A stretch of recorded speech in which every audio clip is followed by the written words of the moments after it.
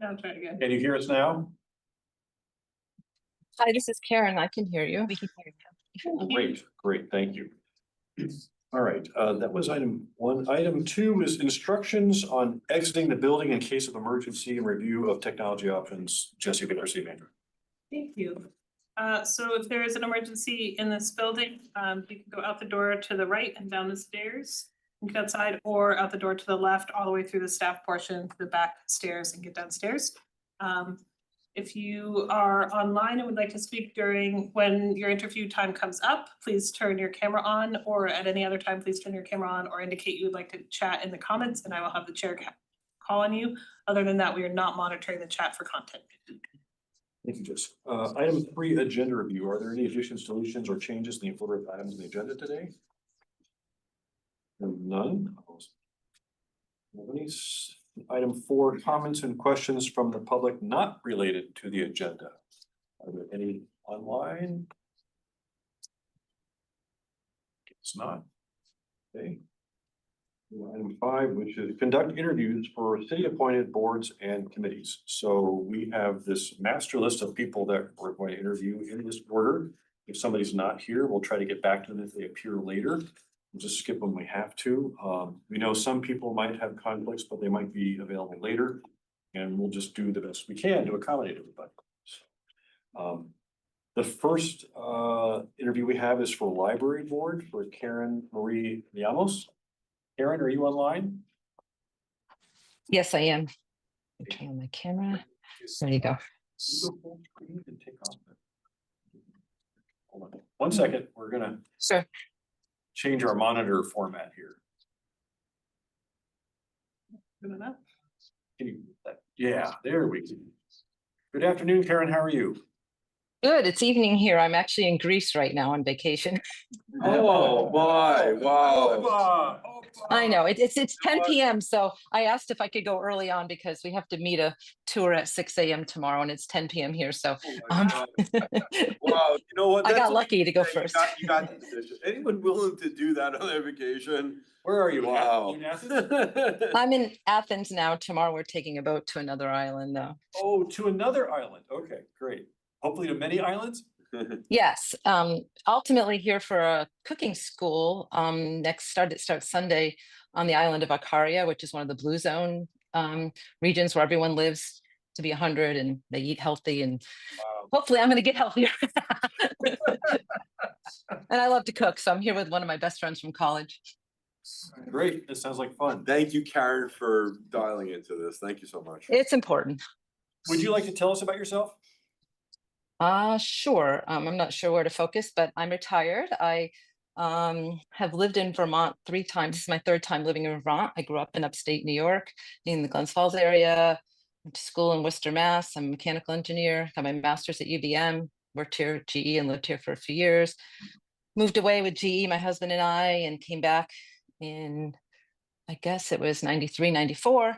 Moved away again to California for 25 years, and we moved back during the pandemic. So I've been back since 2021, came back to be closer to both our parents who were having health struggles, and we knew we wanted to retire in this area, not in California. So it's a little bit about my background. As far as from a work experience, even though I have my master's in mechanical engineering, quickly realized I was more of a people person than an analysis.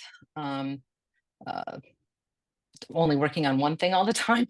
So I kind of got into management, and then ultimately did a lot of process analysis and re-engineering, trying to make processes more efficient and more streamlined, or improve the quality. Both of them ultimately improve the cost, obviously, if you can get higher throughput, or you can have less waste or mistakes, whether it be a manufacturing process or a business operations type or paperwork process, you can have more throughput. And then I ended my career kind of in software. I was a product manager and ultimately became a software architect for Workday. Was working remote when we moved here, so I could move here. We had a condo here for the past in South Burlington for 11 years before we actually decided to move back. So we moved there, and then ultimately found a house. And happy to be back. Love to read. South Village? Yes. How do you like it there? I like it.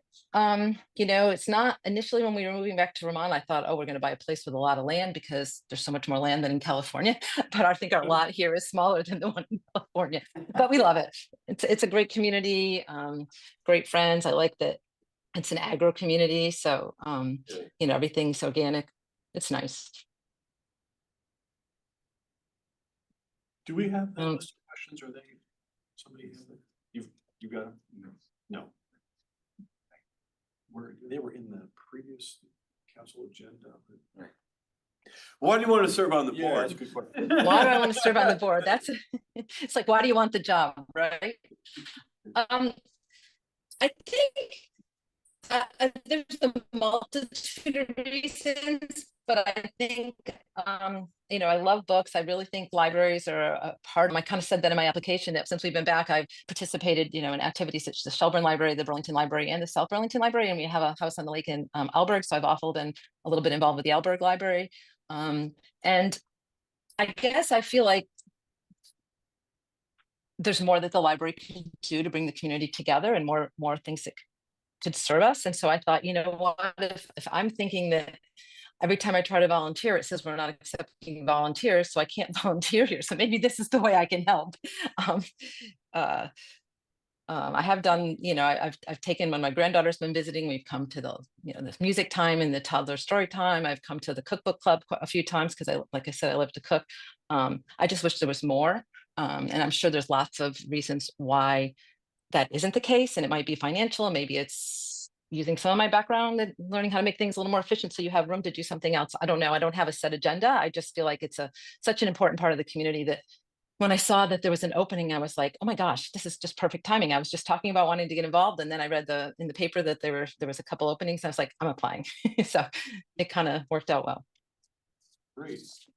You have a question? Hey, actually, could you perhaps share with us some of the ideas of what more could be that you think would be advantageous? Okay, so and I don't know if I've been spoiled because when we lived in California, we were in a larger town, but there was a lot done with English. A lot of the, let me see, how do I want to put it? I feel like a lot of the activities that were done in libraries are led by volunteers, but if you're not taking volunteers, then you can't have those. And there's a lot of really smart, talented people, I think, in our community. And I know you need some way to coordinate them. If there's like insurance or protocol things they need to be trained on, obviously those are things that people that work for the library are aware of that stuff need to do. But some of the ideas, I have neighbors, two different neighbors that are tutoring English language, what do you call English learners, and I know friends that are actually volunteering at the library, you know, where we used to live, that run programs. One runs a news and events with Donna program, and anybody that's an English learner can come, and she makes it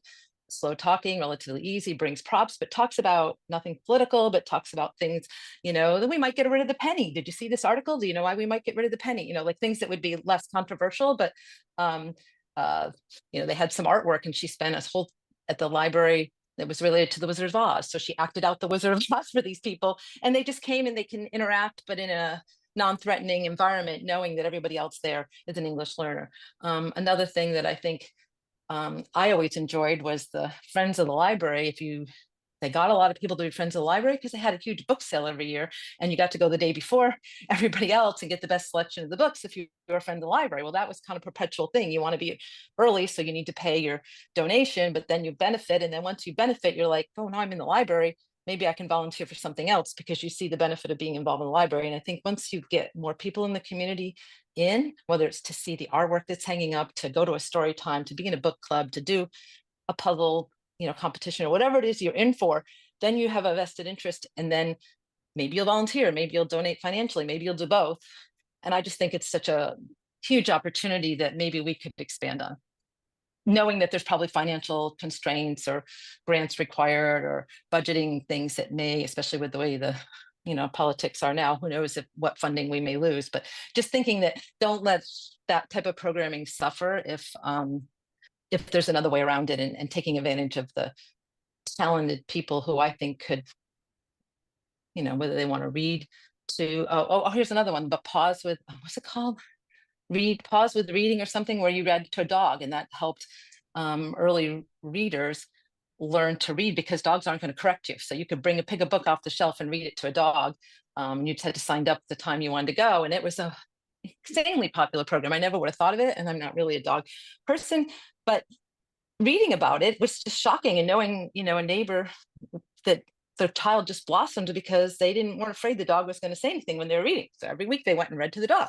Obviously the dog had to go through training, the trainer had to go through training and be there, etc. But those are just different things that I think that I haven't noticed that we necessarily have correlations to, and I don't think I'm limited to that. And maybe there's no need for those things, but there's probably other things that there may be opportunities for. Great. Hey, Karen, have you been to a library board of trustee meeting yet? No, I have not. Okay. Do you know any of the people on that board? Have you talked to I them? I do not. I did read the last few, I read some minutes or agenda items that I was, just looking at to see the kind of things I got involved with. But I didn't, it was kind of just soon before I was leaving for this trip that I applied and didn't have a chance. Other questions? I just gotta say, I love this conversation. I love your ideas and your enthusiasm, and I want to respect your time difference and the fact that you've got something early in the morning. So thank you for showing up for this. Oh, thank you. Karen, you And put down happy to- a second option is to be on the public art committee. Can we apply most of the energy that you just gave for the library board to if you were on the public arts committee? I would apply the energy, the public arts committee, yes. Only because I love looking at the art that's hanging up, say in the city. I don't know if you consider that the library or the town offices or whatever. But I know that I don't know a lot about it. I'm not in the local art community per se, but when I looked and saw that you wanted a second one, that was the one that appealed to me the most. The library was the one I was super passionate about. I also was interested potentially in the parks committee, but I saw that the requirements for that one sounded like you wanted someone that may have some more building or civil engineering or construction experience. And So thank you very much for applying and interviewing today. We're going to let you go. okay, thank you. So, just one question. What's the timing of the decision? When would the term start if I did get chosen? July 1. The July 1st city council meeting is when we will make our decision. No, July 1 is Okay. when the terms start. Start. We're making a decision on the 16th. We're making decisions on the 16th. Sorry. The first is when the term starts. Okay, great. Thank you so much, guys. I'll let you go. I know you have others to Enjoy your interview. vacation in Greece. Yeah. Thanks. Bye. Okay. All right, second up Recording in progress. is Sandy. Please come up and speak in the microphone and Where's the microphone? He's teasing you. Over your head. so good afternoon. Thanks Want for me being to tell you my life history too? well, not life history, but we know that you've been on the committee for a while, right? And so you're an incumbent. Is there anything you want to tell us about the committee or things going forward that you look forward to working on? Or situations in the legislature or anything that's apropos? Well, one thing I mentioned, which is sort of sad, is that the housing situation has gotten worse over the years, the crisis in terms of the gap between how much we need and how much we have and the cost. But I think the city and the state have really done a fabulous job in creating new tools to help try to address the housing crisis. And I think the committee is very committed to wanting to help educate the community about those. One of the things that you ask in the application was about the city plan and how they are congruent is that, for example, in having more housing, but also having it being climate resilient, we want to use land more efficiently. And we want to give people sort of permission to have smaller houses. And so the land development regulations that you adopted in November made the minimum lot size smaller. It also made the housing sizes smaller. And along with the state, it says that if you can build a single family house, you can also build the same structure as a duplex or a triplex or a fourplex. All of those mean you have more units on a smaller piece of property, which means we're using the land more efficiently. We need less material, which of course affects the climate. And also having smaller houses, the opportunity is hopefully gonna result in houses that cost less, which will affect the affordability of them. I know Nora is, our chair is very interested in our doing more public education, you might call it, but maybe modeling after the energy committee that had the Clean and Green series a couple years ago. And had each committee do an article on that. I know I wrote the article for the housing committee. I also want to compliment you all on merging or combining the Affordable Housing Committee and the Housing Trust Fund, and we have newly constituted committee, a slightly smaller committee. All of that seems to be working very well. We have a wonderful council liaison. And I really think that Vermont and South Burlington are real leaders in trying to do the things that are within their authority and capability to try to address this immense challenge. So I know I've been doing this a long time, but I think I have the same level of passion as when I started. Thank you. Other questions, counselors? Yeah, you talked, Sandy, in your application, because I hadn't heard this before, but you've had direct experience of helping folks in with some financial need at the state level. And you talked about the transformative effect of home ownership. Can you just make a couple comments on that? Well, years and very early in my career, I worked with families directly. And one of them wanted to, this was an unsuccessful one. She wanted to buy a house through the Farmers Home Administration. It's got a new name now. And so I went with her out to the interview, and I learned she had been paying her rent, regularly, good financial record. And her rent was higher than what she would have paid in a mortgage payment. And that was before we had this 30% of income being, if it's more than that, it's not affordable.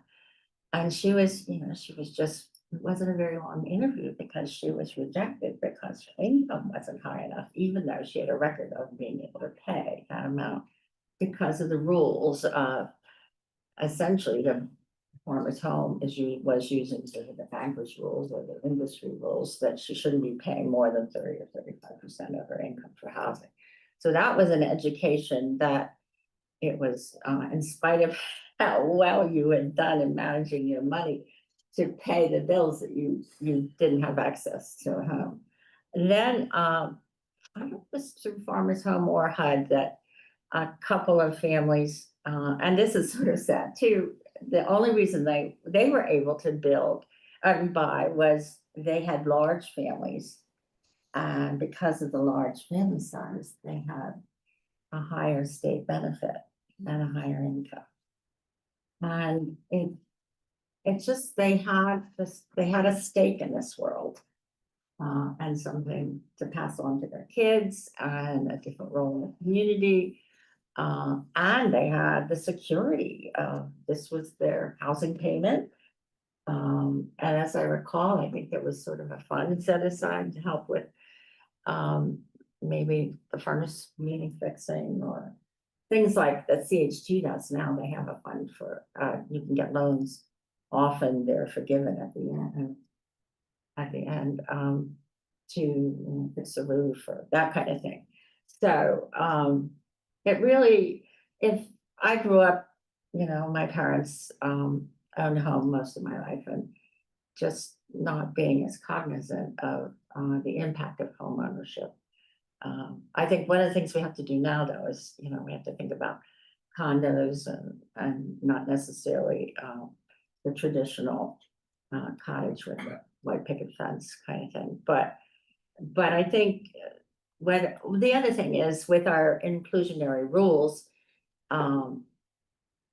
they stay perpetually affordable. So if you're in one of those units, you do have security in the sense that your rent's not gonna go up 50% next month just because somebody wants more money or wants to make it so unaffordable that you move and they can rehab it and increase the rent or whatever.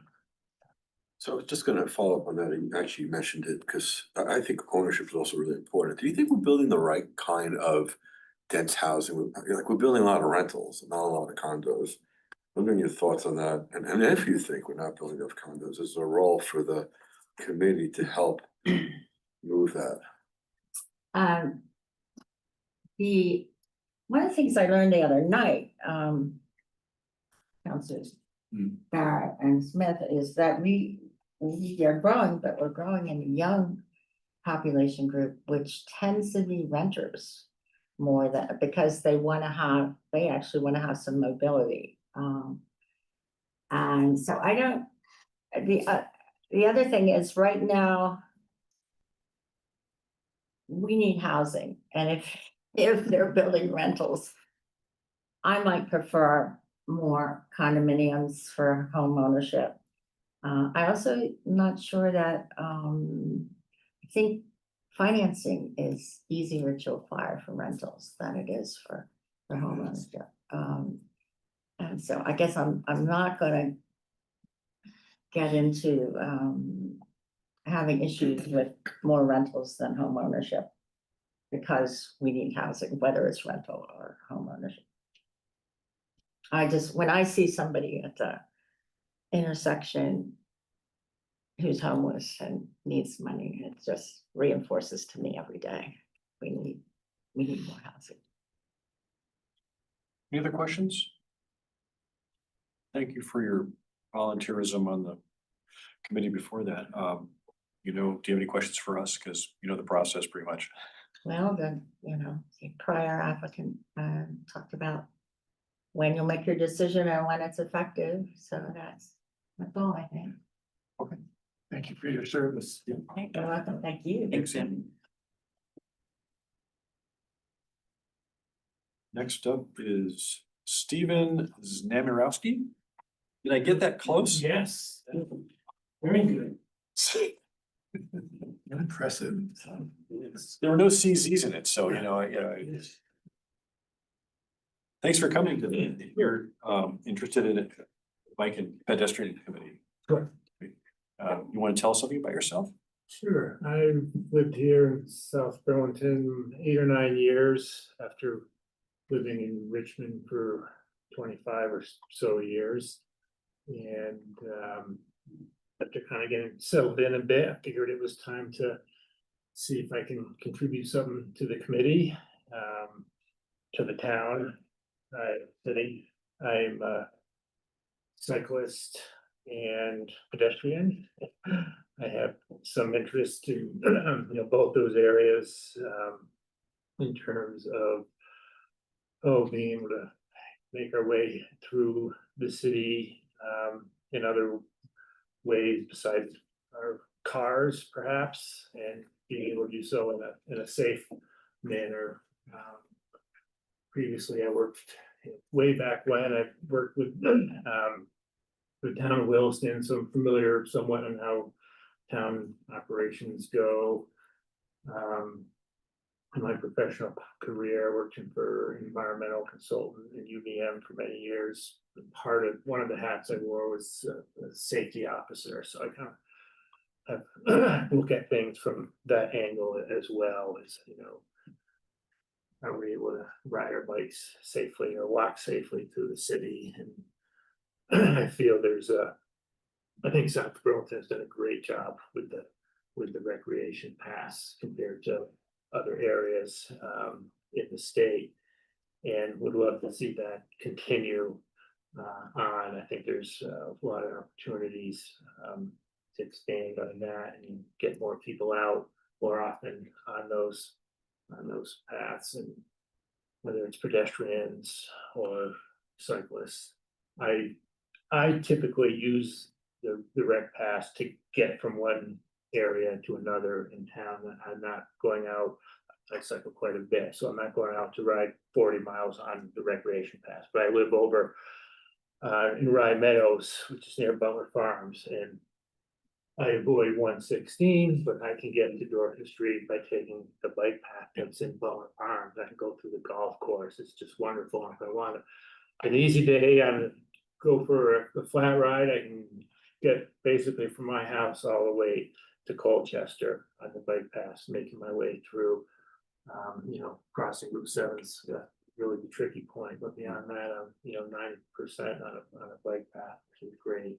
I hear you about 116 because when I come from Cider Mill over to Butler Farms and then go through Rye, I come out of Rye at Okay. Stonehouse Partners, right? And then I have to Yes. go north on 116 for a little bit till Tilly Drive. Yeah, And there's a good shoulder, but you get down the bridge and the bridge has a shoulder like this, right? And some It's people are still screaming at 115. 50 and Right. big trucks. And so it's a little hairy, but once you get on Tilly, it's okay. yeah, and I typically, if I'm on 116, I'll do some rides to the east, so I'm heading toward Williston, and I'll Yeah. go south over to Van Sicklen. Yeah. Once again, Van Sicklen, I'm okay, but you probably heard about the gentleman who was killed at 115 not long ago. I'm like, Yeah. that's just down the road for me. And it's- So anyway, Yeah, nice. Good. You emphasize that you would like to see more people using the routes. And there's, sounds like you're a real biker that you'll use whatever is there, that you prefer to use a good route. Many people are more cautious about going onto bike trails or pedestrians. What do you think we need to do, having used our routing system? yeah, To make it more, let's say, enticing or appealing to people to get out and have the confidence to take advantage of something that you Right. enjoy every day? there's, that's a good question. And one maybe just kind of education, letting people know we really have an extensive recreation path here in the city, and I'm not sure everybody knows perhaps how far you can really go and places you can get to on the path. So that may be the piece of it. The second piece is, all right, if you're a recreational cyclist, or even if you're just a mom pushing a stroller, is there gonna be somebody on the path that I'm worried about? And I know, I think the committee's looked at some e-bike guidelines. I don't know how far they've gotten, but I'm out there a fair amount. I see there's e-bikes, and then there's e-bikes that are really mopeds. And when I see one of them ripping by, I'm like, Yeah. that's really not the way that type of transportation should be utilized. So there needs to be, nobody likes rules and regulations, right? But we need to, I think, flush out a little bit of who's using the path and how they're using the path. And also, again, another educational piece. If you're, like I said, I go from home so I can get to Dorset Street, and I ride south, and I ride, Weybridge, Middlebury, New Haven. And once I get basically to Irish Hill, my fear factor goes down quite a bit. But so I don't, but I like to ride fast, right? So I don't ride fast on the bike path. And my buddies, if we're on the bike path, are all, experienced cyclists and bring the speed down because they're educated. They know what that's about. Some folks may, hey, it's a bike path. I'm on a bike, I can rip. But that's not the appropriate use. But so, again, another education piece there. Great. Have you attended any of the meetings? I have not, no. Do you know anybody on the committee? No. You think you have time for those meetings? Yes, I'm retired Yeah, now, yeah, okay. so, yeah. And I understand they meet once a month, so, Yeah. So, sounds like you've ridden all the paths pretty much. I know most of the paths in town, yeah, and I know just about every road and dirt road between here and Middlebury. Any particular gaps within the South Burlington, if you're prioritized to make, again, part of user friendly is saying it's practical for me because I can get from here to, which is the ideal thing, is the recreational, but also have people using it as a means to do things. Right. To participate in. Yeah, I think about that as I head down Dorset Street. I know the path does go down to, I think, as far as about Dorset Farm. And I'm kind of two minds, like, okay, if that was extended all the way down Dorset Street, that may be one, a good option. There's a fair number now, as the homes now are being built out further and further south, so people can get to like city center. So I think it's important that we can get to places, again, for me, I think I see the pass as, 10% for people who maybe a little higher percentage, but anyway, who want to use them to get fitness. But for me, it's more about getting to another location, getting to the shopping center or the grocery store or the school. That's a big one too. I love it when I see kids on bikes, and there's not enough of that. I get caught behind the bus in my neighborhood, and the bus stops every 300 feet. So, I'm an old man now, I guess, because we used to walk 2 miles uphill and 2 miles uphill on the way back to school, but I digress. But yes, I think it's important to get to really service the need. I want to get to the library or the grocery store, as well as be able to, walk around the neighborhood.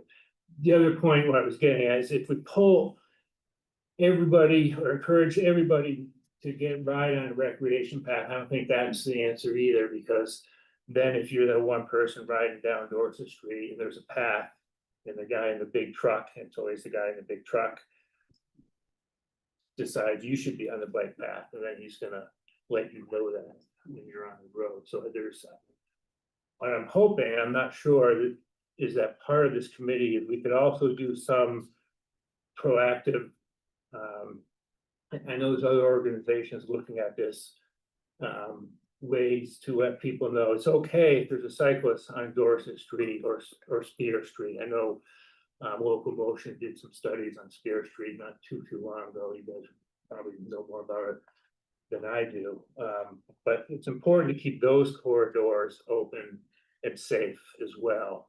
I don't think everyone should be limited to riding a rec path. It just wouldn't work. Did you know that we're gonna construct a bike path from Old Cross Road all the way down to Sadie Lane, right along Dorset, past the cider mill? Okay, no, that makes sense. I don't know when construction starts, but they're still working on easements and stuff, but that's in the plan. Okay, Because some people, they come off of, Sadie Lane and they go back to Dorset Street, and then they're either walking or right, or middle schoolers are biking. And yeah, some people don't know that you just go down Cider Mill a little more, and then you can sneak onto Old Cross Road, and then you can go up, right, along the yeah. golf course. And I use that one quite a bit when I want to just avoid going further north when I'm coming home. I'll go up, I don't know, that pathway into the development back there behind the cider mill, but anyway, then come across onto Old Cross. Yeah. Yeah. Do you have any questions for us at all? I don't think so. I have a quick question. Sure. Yeah. Have you had a chance to look at the recent bike ped active transportation plan that was just created for the city? No, I Okay. haven't. It would be something that I think would be interesting for you to Yeah, peruse and to look at with the eye of what do I like here and what do I see missing? yeah, that's a good idea. I thought I mentioned in one of the agendas. It's a pretty comprehensive report. And who generated that? Was that? It was a consulting firm that was hired by the city to put together the plan. And I see like all types of two-wheel Yes, I hear it all transportation. type of two wheels. Yeah. And I was another person. I was in the islands this morning, so. Yeah. Oh. Thank you. Great. Thank you. Thank you very much. Hi. What's that? Thank you. Okay, yeah, you're welcome. And I guess in the time frame of decision making on these, I think. July 16th. Oh, okay. No. June 16th. June 16th, sorry. Start date. I thought I July. heard you say. June June 16th, 16th. July Now I have it 16th. right, June 16th. Yeah, and people will be notified one way or the other. Okay, You won't be Great. left hanging around. I appreciate it. Do you have Okay, a bike here today? my motorcycle. Oh, that's just- Yes, It's very similar. yes. Just different fuel. Yeah. Yeah. Yeah. Thank you very much for your time. I appreciate it. Thank you. You. is Peter Plumeau. This is for the city chart. Just bring up my computer. Trouble.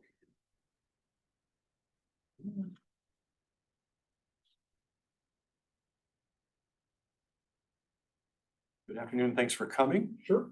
And so only, you're only interested in the city charter committee. Yes. So why don't you tell us about yourself? Okay. My family and I have lived in South Burlington since 1999. I'm a graduate of UVM undergrad. I have a master's in public policy from the University of Albany. My career has basically been in the world of infrastructure development and planning, but much of that work has been in what I will call intergovernmental and institutional coordination and management. Because as we know, almost any good sized infrastructure undertaking has a lot of moving parts from a governance perspective, from a management perspective, and so forth. So between that lens and my educational background in public policy, public affairs, I've always, nerd that I am, been fascinated with how municipalities, counties, regions, and so forth are run. And so a few years ago, when the city charter discussion started, I sort of observed it from afar, shall we say, but always kind of kept track of it. I was really interested in seeing where it was going and what would come of it. I've worked in cities, regions, counties, states. I've worked in 48 of 50 states, many of those at the local level and as a consultant primarily. And, had, I think, a lot of experience and gained a lot of insight on the different forms of local government that are out there. And, I'm not going to rehash what the good work with the Charter Commission has already done. And, I know that you all have received their work and input and so forth. And my understanding is that we're kind of not 100% settled on what we want to do as a city in terms of things like, having geographic wards versus at-large seats. Should the city council be larger? Should the school board have, geographic districts versus what like is now? My sense from reading the information that I do have, that the commission has worked on, is that the matter of an elected mayor versus a city manager form of government, I'm not going to say it's still open, but it seems that that's a little more settled, is my take on things, that the idea of a city manager seems to be versus an elected mayor there seems to be sort of a plurality of support for going that way. But that does lead me to some of the things that really interest me about this process and about the status of the Charter Commission. One is that and these are also kind of questions to you, I think, in terms of getting a better sense of what the expectations are for the next phase of the Charter Commission. As it moves towards finalizing recommendations, it seemed to me that from the results of the public involvement to date, it seems like that was somewhat limited. A lot of self-selection, I would say, in terms of who expressed opinions and responded to surveys and so forth. And what I read in the information is that it's hard to say there is a consensus on exactly, where to go on these different outstanding issues. So, that's made me think, what else can be done to kind of put some more meat on these important question bones, if you will. thinking about, engagement techniques and other things that might be able to be done. But, I guess coming in here, I have the question to you all, which is, where do you see the Charter Commission going in this next phase, if you will? It seems like they've done a lot of hard work, a lot of good work, asked a lot of questions, generated a lot of information. And, is it heading for sort of sunset, shall we say? Like we're finally going to settle these questions for some period of time, and maybe even 20 years as the city grows more and so forth, we'll come back and revisit them. It's a little, that's something I wasn't able to really discern, and I'm definitely curious about that. We generally, the city council gives a charge to the committees and, Yeah. and then they go work on it and they come back to us with recommendations. So there's been several instances where what came back was like, not now. Like the most recent one, right, was Yeah. non-resident voting, right? Right. They did some good research and they just, they voted not in favor of moving forward with it. Mhm. And, some councilors agreed and some councilors didn't, so that's where that landed. And that might happen again for the next question, right? Or like you said, some old questions might come back up again. Right. And the city council changes its composition over time as well. Yeah. So. Yeah, and of course, this is one of the few places in Vermont with growth, right? Population growth, and somebody mentioned the latest figures of it. We're growing, our younger demographics are growing much quicker than anywhere else. What kind of implications, again, does that have?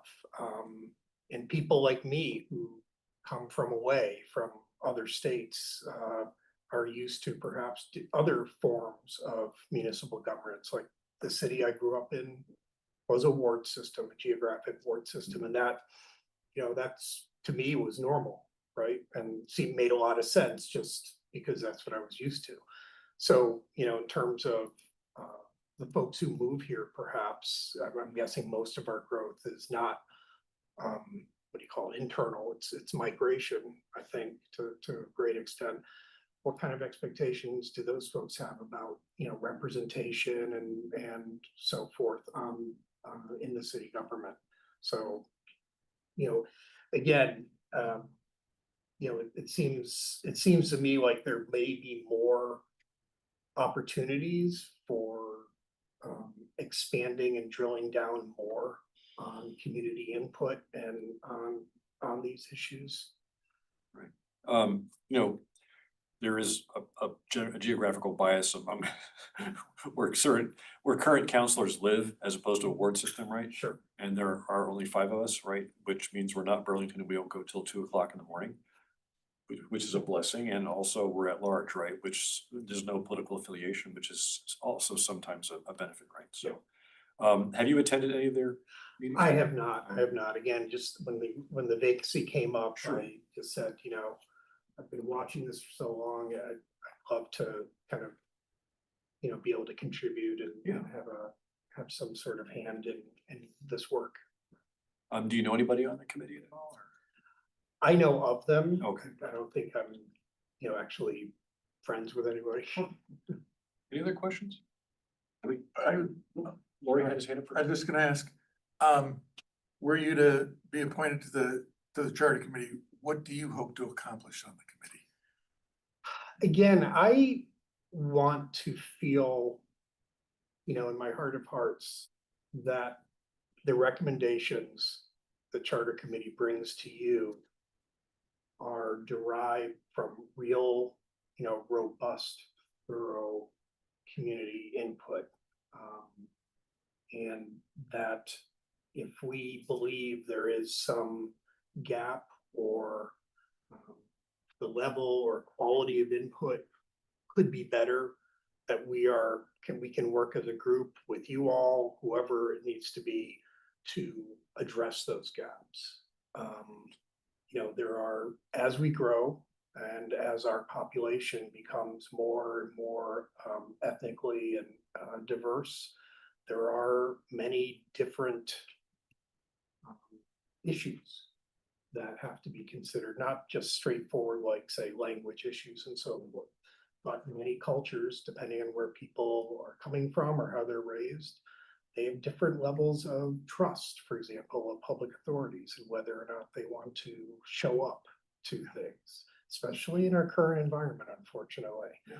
But just as an example, a number of years ago, I was part of a consulting team. We did a very large infrastructure strategy for central Savannah, Georgia. And they are a majority minority city, as they say. Their majority of their population is African American. And part of our charge was to make sure that population was well engaged in this, because they had been burned in the past, very frankly. And we actually took an approach that won several national awards by going to where those populations gather and feel safe, like churches, for example, and elsewhere. So, lessons like that, I would be very interested in seeing whether and how they could be applied to help, again, you all feel like the decisions you're making are really backed up by, robust, valid community input. A quick follow-up question on that. Knowing that any of our committees that do work and present their findings to the council does not always adopt what the committee has done. And were you to be on the committee or the commission and make a recommendation to the council and have it be not adopted, how would that sit with you? It's reality. I mean, I've been involved in many, things I'll call political environments for many years. I don't know, I can't remember what I said, frankly, in my application, but when we moved to Vermont, it was because I was appointed as, I was executive director of the Metropolitan Planning Organization. So for 5 years or so, I had 19 different bosses, all with different political perspectives. And then, I've, again, over the years, worked on many projects that involved a lot of these kinds of trade-off decisions. So, to answer your question, I get it. I may not be happy, frankly, but I get it. And, I've always defined the concept of consensus is, I may not agree with it, but I can live with it. And, that's kind of the definition of, well, it used to be the definition of politics. So, Yeah.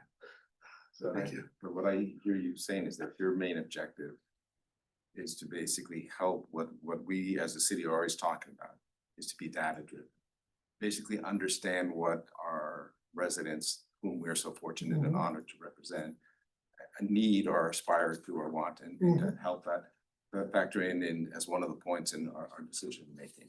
And so that ultimately is what I hear you is the most important thing. Yeah, everyone will have a certain view or perception as an outcome, but you want to be sure that the city council and the church is empowered with this effective. And data, people think data, they already, automatically think quantitative. So data can be highly qualitative as well. So again, opinions, input, synthesis of what you hear 100 different people say. Good. So Peter, thank you so much for your interest and for your thoughtful responses. Just to answer your earlier question in terms of the boards and governance size, I think most of that has been resolved at this point in the sense that it's on the bike ride. No, I would disagree Okay, with two that. out of five would disagree. Well, we, I would I disagree. think it'll never be resolved. Yeah, but I don't think the charter committee is working on that. that is That's true, right. but there is on That June is sort of Yeah. back burner. Yeah, back or burner. Eventually, Yeah. that's Yeah, fine. to be raised at the end of this. month. Actually, on June 27th, we have a policy priorities and strategies discussion, of which that will be a topic. But not at the moment. Well, again, it's interesting. I'm from New York, and New York State, I think the municipal corporations legislation or law, whatever it's called, requires municipality of a certain size or larger to have those kinds of award systems. But again, it's not universal. Great. Well, thanks for coming today. Really appreciate it. You And- reiterate the dates, I'm just kidding. It's the man's sense of humor. It's out for three so far. You'll be No problem. Thank you, everyone. Thank you, Really Ron. Thank you so appreciate much it. for your time. Thank you. And now my competitor, I guess. Linda Bailey. come down.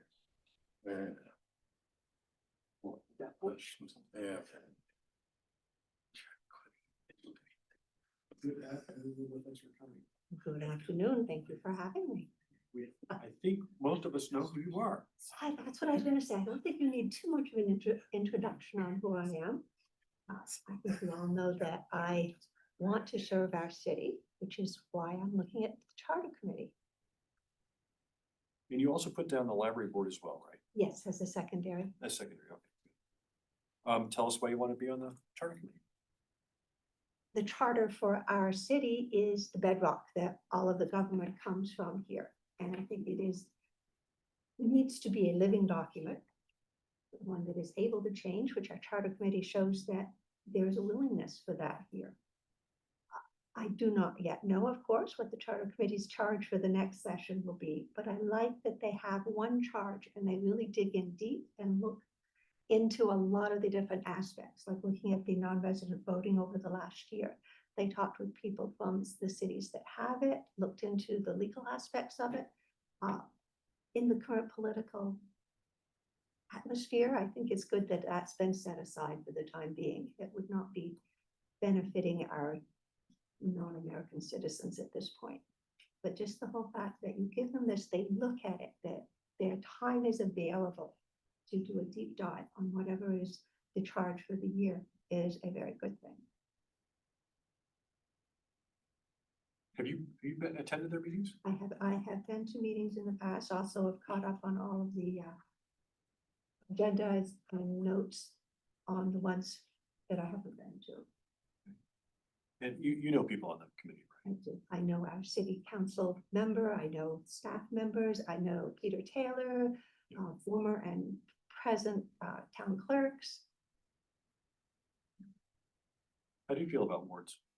How do I feel about wards? Honestly, hey, I think it would be a good idea. I think it would generate more input from a broader range of the community. If there's someone from your area that is running, someone that you've seen at the school that you see, that you know, I think it would get more involvement. Have you lived somewhere where there were wards? South Burlington is the largest city I've ever lived in. Good. Other counselors have questions? Linda, is there anything, as you've gone through the charter, and it got a pretty thorough review a while back, but is there anything that you've seen in the charter that you think needs refreshing based on either the growth of the city or different orientations?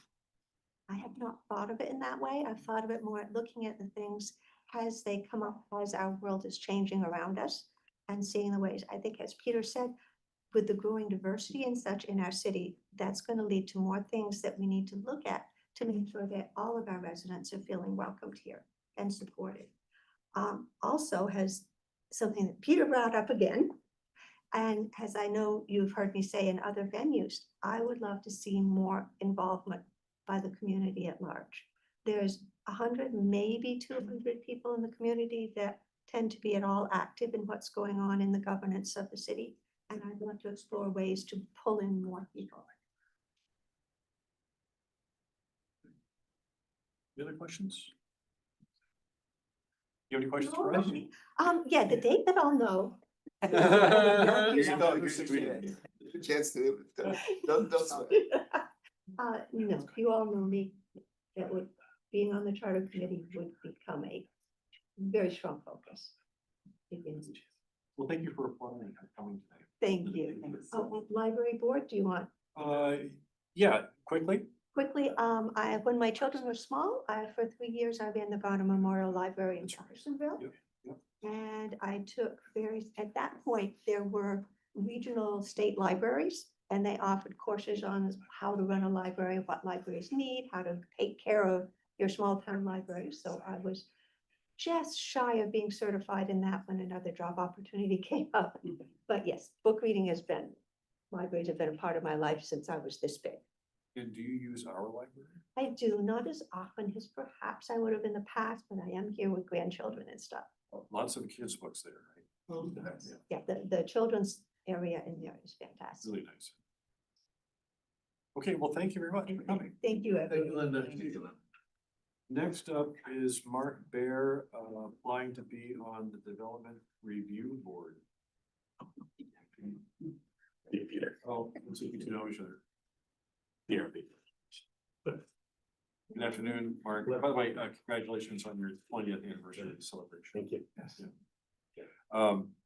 You're interested in reapplying for the DRB again? Yeah. Okay. Tell us how the DRB is doing. Good, actually, doing really well. You know, as someone who's been here since there's paper copies that were hand delivered, you know, to the packet, you know. I think right now we have a really good group of DRB board members. We've always had good groups, you know, I mean, I've been through the ringer and everything through the city, and I think the regulations are pretty tight, though the one thing I've definitely have learned over 20 years is I don't get, hung up on regulations, because our job is to administer the ones that you guys give us, whatever it is. I might not like it, I might not agree with some of it, but it's not our job to like or dislike. It's our job to apply the rules to, projects that come before us. So, and I think, the board itself is doing pretty well. I think our history on it, you sort of, your job is to apply the regulations in defense of the city's position, and I think, our history of appeals and defending those appeals is pretty strong over the years. So. And your background, you're an architect, right? Yeah, I'm an architect. Are there any, like, say, in the last, your term, was it 2 or 3 years? I don't know. You know, okay. Let's say in the last 2 years. In 20 years. Yeah. In the last 2 It years. used to be, I would get an app, Paul Connor would say, hey, you want to stay on? Yeah, I'd stay on. Okay, you've been reappointed. Yeah. It's gotten a little more strict. Thanks a lot, guys. In the last years, are there any projects that you feel especially good about that you think were good for the city and represent value? Apart from the regs, just like, your own personal opinion about, the aesthetics or, or who it serves or. It's kind of being put on the spot and asked those questions, which ones I like and which ones I don't like. I think there's projects that recently, I don't know how recent the approval compared to construction is, because that can be a several year delay. But I think, like, city center, it's really great to see it finally coming to fruition. The notion of being on the DRB while form-based codes are going through sometimes is a little unnerving to say, wait, I don't remember seeing that project. Wait, how'd that came built, but realizing it's working well. I think it started off slow, but I think it's sort of building momentum. We're finally starting to get some commercials, some, resident, some of the, like Blissby going in and some of the others. Project wise, nothing really comes to mind, to be honest with you. There's so many projects over the years. I'll just say I appreciate your response to Tim's question. Having been on a DRB before. Yeah. In Shelburne and knowing the role of a DRB. Right. As a DRB member, ours is not to like what's in front of us. And to be effective as a DRB member and chair, Right. you really need to hold that objectivity. Yeah. So I just appreciate your Yeah, response this to that goes question. way back to the John Dinklage days, when he took me out almost within my first couple weeks of starting on the board, and he said, there's projects that are going to come before you that you absolutely love but don't meet the regulations. You're going to have to deny. You can't like or dislike a project when you're on the DRB. You have to say, does it meet the regs? Does it not meet the regs? Yeah. So let me then ask you, having to be in a position where you have to adopt things that you don't like and reject things that you do like. Right. Why are you coming back? Why am I coming back? I mean, if you put that question to most people, they'll say, why would you do it? I will say that when it comes to the DRB, I don't think this is a cop-out, but the beauty is in the PUDs, to be honest with you, because that's where the gray area occurs, where you can Help those who have not served on the DRB to understand. well, basically, you know, when you get a straight site plan, especially when it's not in a design review district, you don't have a lot of leeway. It's either you can try to push, but you can't really unless the applicant is willing and it's within the regs. You can try to push something in a certain direction, but they can say no, and you can be like, all right, I tried because it's in the regulations. The beauty of the PUD is that everything's on the table. If they want to get certain things from us, we can ask for certain things to like, you know, pushing the envelope on the size of a little park, pushing the envelope on, you know, sort of like a pedestrian walking path. It's those, you know, the phrase has become kind of blacklisted, but the truth is the quid pro quo, you know, in terms of, you know, massaging a project so that you get some benefit while the developer gets their benefit. And that's really where I think the role of the DRB and the experience, you know, comes into play is knowing when you can push and when you can, if they push back, say, nope, this is where we're drawing the line, because if you want to get reduced setbacks, increased density, you're gonna have to give us something in return. And you can't do that on projects that aren't part of the PUD because they're like, but I did it per the regulations. The PUD really does allow us that flexibility to modify and massage and try to get some public good for the project. Or get increased design, or which is public good. So That's where you have creative. that's right, and that's where you can sort of really try to massage a project into where you do think the city should go. You know, It's interesting, just taking off one thing you said, you're in a really good position to see if there are kind of technical errors in the regs, like obviously, you know, policy decisions, DRB is gonna apply what's in the regs, but you might find, hey, this just doesn't really make sense, right? Or this is technically wrong, or right, or this could be said a lot better, a lot clearer. Do you ever feel empowered or feel like, hey, maybe I should, or maybe you do this already, you know, because you're in a great position, right, to Right. identify those kind of things. you know, it's interesting because there's certain things over the years where as simple, and I say now it's as simple as the difference between should and shall. You know, when that comes before you Yeah. in the regulations. It used to be something, I don't know if you were on the board when we did it, where the Southeast Quadrant regulations about south facing facade, you know, should have 35% fenestration, windows facing. And we would agonize over it, well, it's at 32.5%, we need to increase it. And finally, the applicant pushed back and said, I've done everything I can. And then we said, well, we need to get a legal, you know, and they said, it says should. It doesn't mean they have to, it'd be nice. That little thing just changed the way I look at the regulations. And like I said, it seems like a simple thing, but should and shall, may and must, you know, really. One's a would be nice to get it, and if we can, great. Another's thou shalt do it or no. So that's one of the things that over the years made it really, you know, interesting, and it's actually bled over into like reading anything contractual wise, or RLPs and stuff like that in my professional capacity. You know, when it says request for lease proposals or projects, you know, it says you should do this. It's like, all right, well, we don't have to, so let's not, you know. If you really want something done, make sure it says shall or must. Does the DRB ever meet with the planning commission anymore? No, we did that once, Yeah, right? we did it, we tried to do it yearly, and then we tried to do it every other year, and then we realized that just give us what you're gonna give us and we'll do it. Right. So. The last big clash was over, you know, no minimum parking on. Oh, yeah, We had a defection from the board. And right? he They came back, Yeah. So, Which thank God he came back, because I argued with Frank on one legal issue and realized I was wrong. I was like, you know, we've always done it this way. He goes, well, that's not the way you should do it based on the reading of it. And I was like, I'm sorry, we do it all this way all the time. And then we got the legal opinion, and Frank was like, right. And I was like, ooh, I'm never gonna argue with Frank again. No, that's a good choice. Yeah. I remember arguing with him on the Howard Center project. No, not arguing. He was one side of the table, but you know, that was a fun one. But You ever I mean, I know we're going a little tangent, but that's kind of where I was going.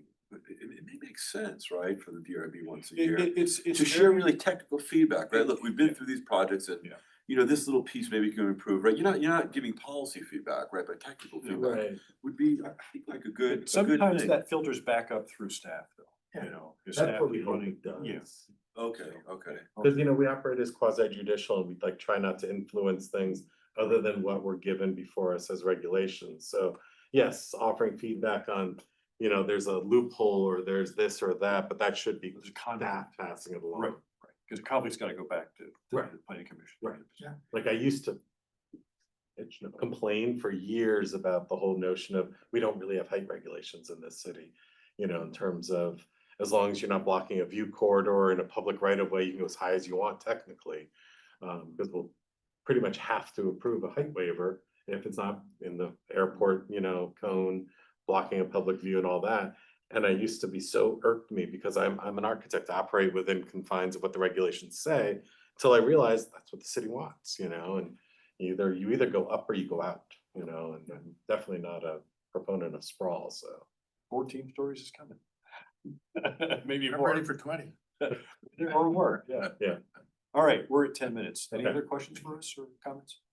No? Okay, well, thank Can you. we do 6-month reappointments so I can have the flexibility?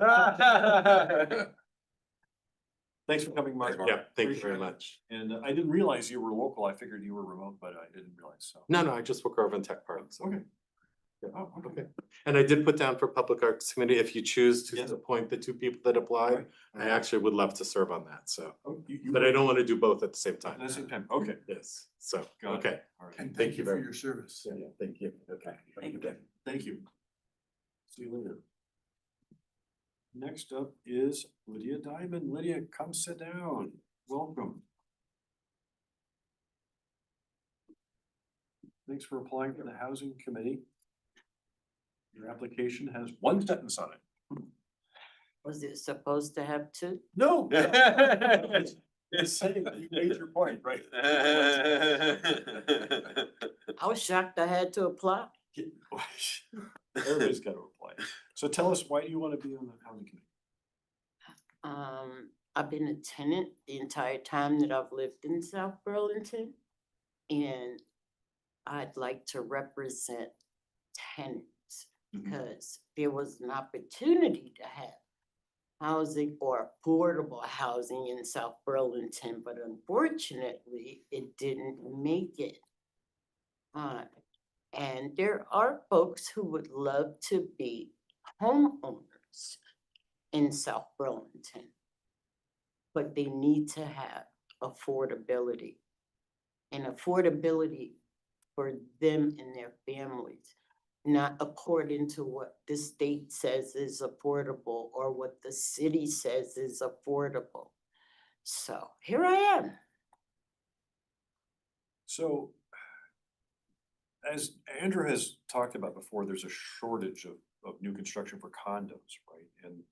And the story that we get from the developers is that, you know, the financing for condos is more difficult than it is for rentals, because rentals, you get income stream right away.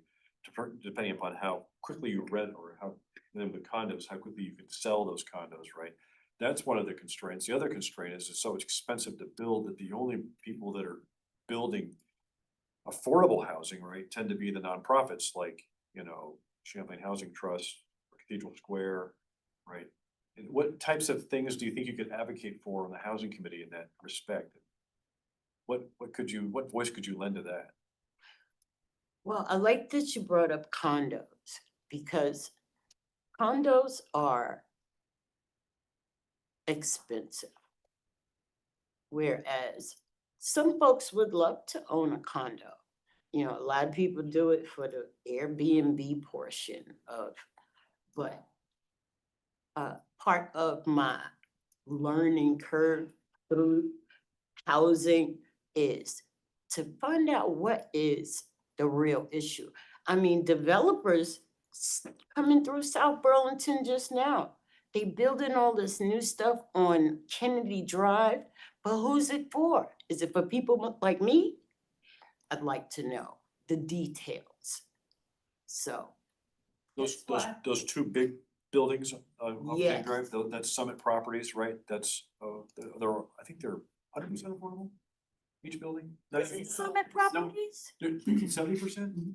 I 94 think it units, was like, I don't know the exact breakdown, but right, and then one, 85% affordable and. you know, one building has a number of units for the homeless as well, they're a special category.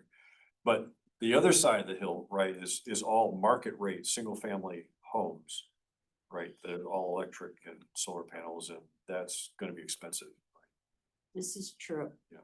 But in terms of homeless folks, I've been there, you know. I've never been a homeowner. I did qualify at one point for home ownership. And I got spooked and didn't do it, didn't go through with it.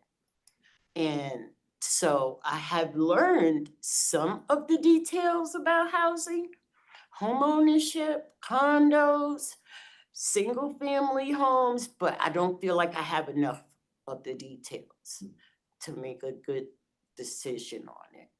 Because I've heard good things about Summit Properties. Champlain Housing Trust is my landlord, Mhm. you know, and so Can I ask where you live, where you rent now? Lime Kiln Road. Limekiln Road, were you there for the fire? I watched it. You It was watched it. so Yeah. scary. Yeah, yeah, I've never seen anything like that so up close. Yeah. It was really intense. and you have F-35 noise when they take off? Almost. You want to bring those up for real? Let's not go there, but just try. F-35s. Could I have a conversation with them? Tell them where to go, maybe? But yes, I Yeah. do. Cause it's like right in the path, I think, when they Smack take off. dab, right there says, I mean, the F-35s rocks the whole building, you know, or the whole street. It's really very intense, and it's been such a long time, you know, like, where am I gonna go? I almost moved to the southeast region of South Burlington, but we'll get to that. So are all those buildings on Limekiln, are they all income sensitive, apart from the one that was required, cause that was for senior living, right? Yes, which I wasn't aware that it was all senior living, but they're condos. They're not apartments. Didn't know Yeah, and it's for senior living. Good neighbors now. Yeah. But I didn't know the details about their living. Well, they're very quiet neighbors now, Yeah, there's just well, nobody there.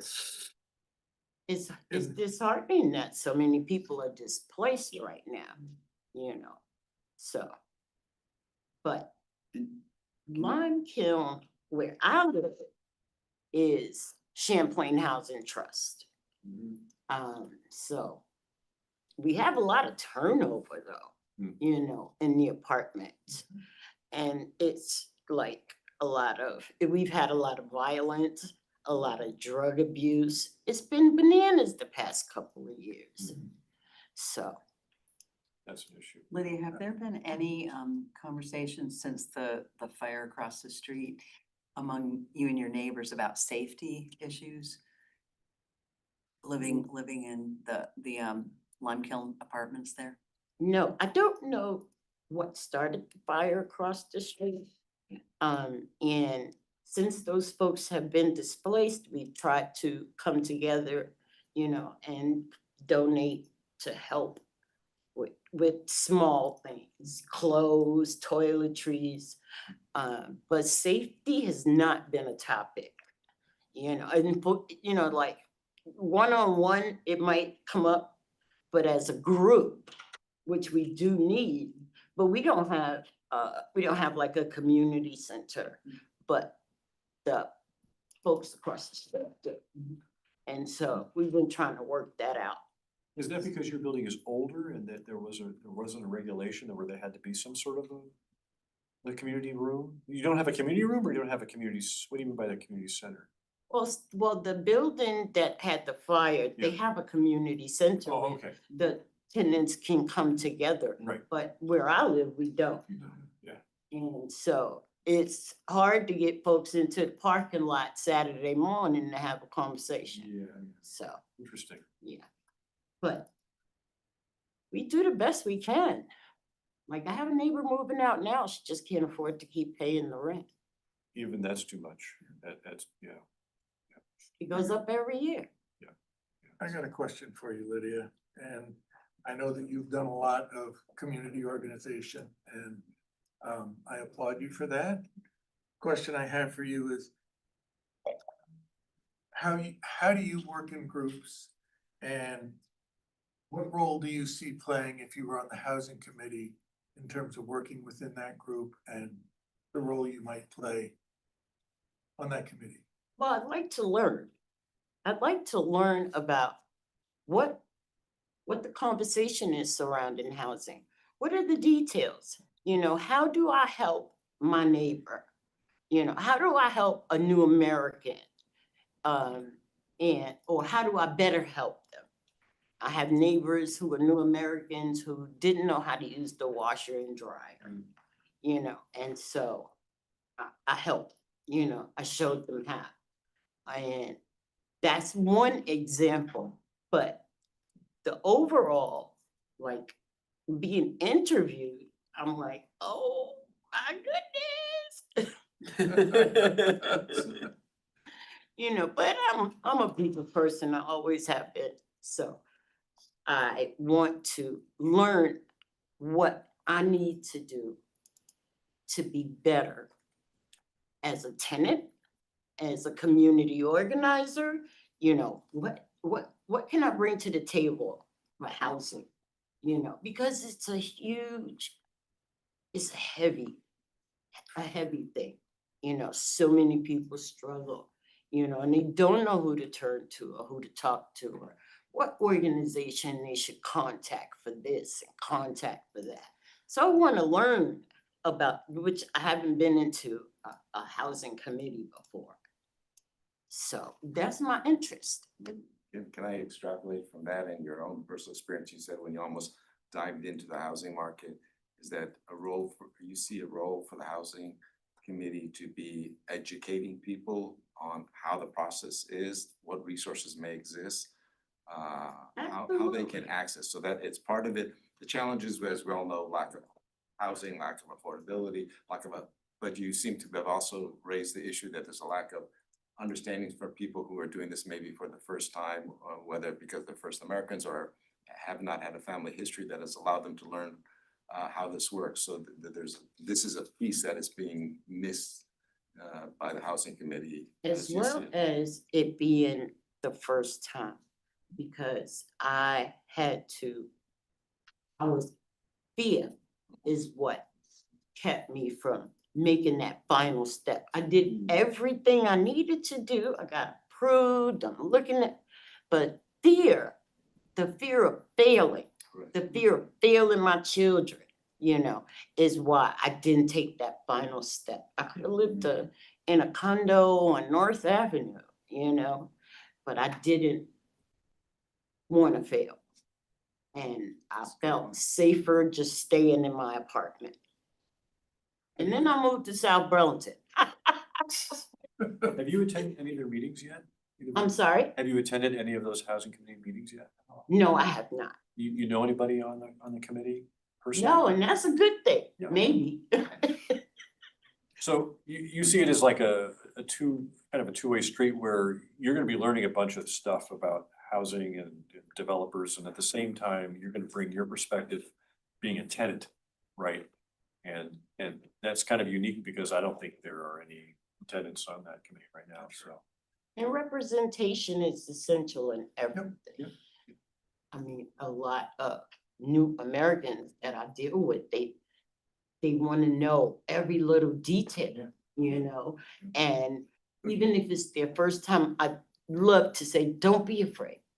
Don't allow fear to keep you from moving forward with something that you really, really want, you know, so. Any other questions? Just, you feel comfortable being able to get to meetings and the commitment that's involved. What's the commitment that's involved? Once a month, a meeting for a few hours. Oh, that I could do, but There you go. is there a stipend attached? There's not. No, it's no That money. sucks. Yeah, that, every committee's that way. Well, that sucks. We Stipend don't of have to do knowledge. something about that. That's right. Stipend of working for the good of the city. I've been doing that without pay. you have any questions for us? Did you hear that by June 16th, we'll make a decision and we'll let you know one way or the other? I did not, but thank you for sharing. I've gotten the date wrong 4 times. I finally have it down. No, but thank you. I appreciate y'all. All right. Thank you, Lydia. Have a Looking forward to great you. rest of your day. I'm going to get my gravy. All right. There you go. We going stop. Yay! See you. Is Stacy on? I am here. Stacy, can you hear us okay? I can, I can. So you get to see a funny spot of my office. Hi, everyone. I'm on my remote day today. I leave the list up so I can see if somebody. That's fine. joins. Yeah. So yeah, good afternoon. Thanks for attending remotely. You're on your remote day from? From the medical center. So I work 3 days in the office, 2 days from my home office. So that's where I am today. All right, great. I know that you're an incumbent and you also are chair of the board right now. That is true. And I hope to take the 1-year position and assist what will be the new chair into getting all up to speed and working through some exciting changes that we have for the library in the next year or so. What are those exciting changes? Exciting and sad changes. So the library director, Jennifer Murray, will be retiring in October, and we will be working very closely with the city manager, city HR, and you all to hire the new library director. So we have that going on, as well as all of the things that are happening in government right now. I want to make sure that I am continuing to be the strong advocate for our library and our community and the needs that we have. Have you enjoyed your time on the board so far? I've loved every minute of it, and which is why I want to come back 1 more year, and who knows, maybe I'll say 1 more year and then another. I've been very lucky. Are you also on the foundation? I am not. I was on the foundation, but we separated the foundation from the Board of Trustees, and at that time we moved to Penny Tompkins being the president and me being the chair of the library board, so that there was a little more autonomy, and that worked well for me. I do in my day job work on fundraising for academic health sciences, so the medical center, Lerner College of Medicine, and College of Nursing and Health Sciences. So I have the background, but the library board can be my fun job in the evening. Any questions? So Stacy, why just one more year? I mean, is your intent to basically transition out and do something else, or? 1 more year because I'd like to give others the chance to be on the board and enjoy it. And also my daughter is getting married next August. And to be honest, I'm at that place where I'm trying to figure out how to balance my work-life happiness. So the trustees are very busy and I want them to continue that way. I won't say it because the people online who are my trustees are going to laugh if I say what I'm going to say out loud. And you never know. It could be 1 year, could be more. I could be that person that just perpetually re-ups. Well, Makes sense, a makes previous, applicant has celebrated his 20th year. So 1 year at a time. Yeah. 1 year. And he actually asked for 6 months increments. If I could ask you something, I mean, you've had this valuable, incredible experience as the library has really blossomed and moved from place to place to its final wonderful home. But now what is happening is what's changing around the library.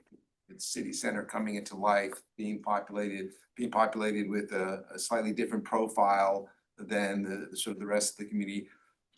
Obviously, the issue of movement, people, parking coming up, all these different questions.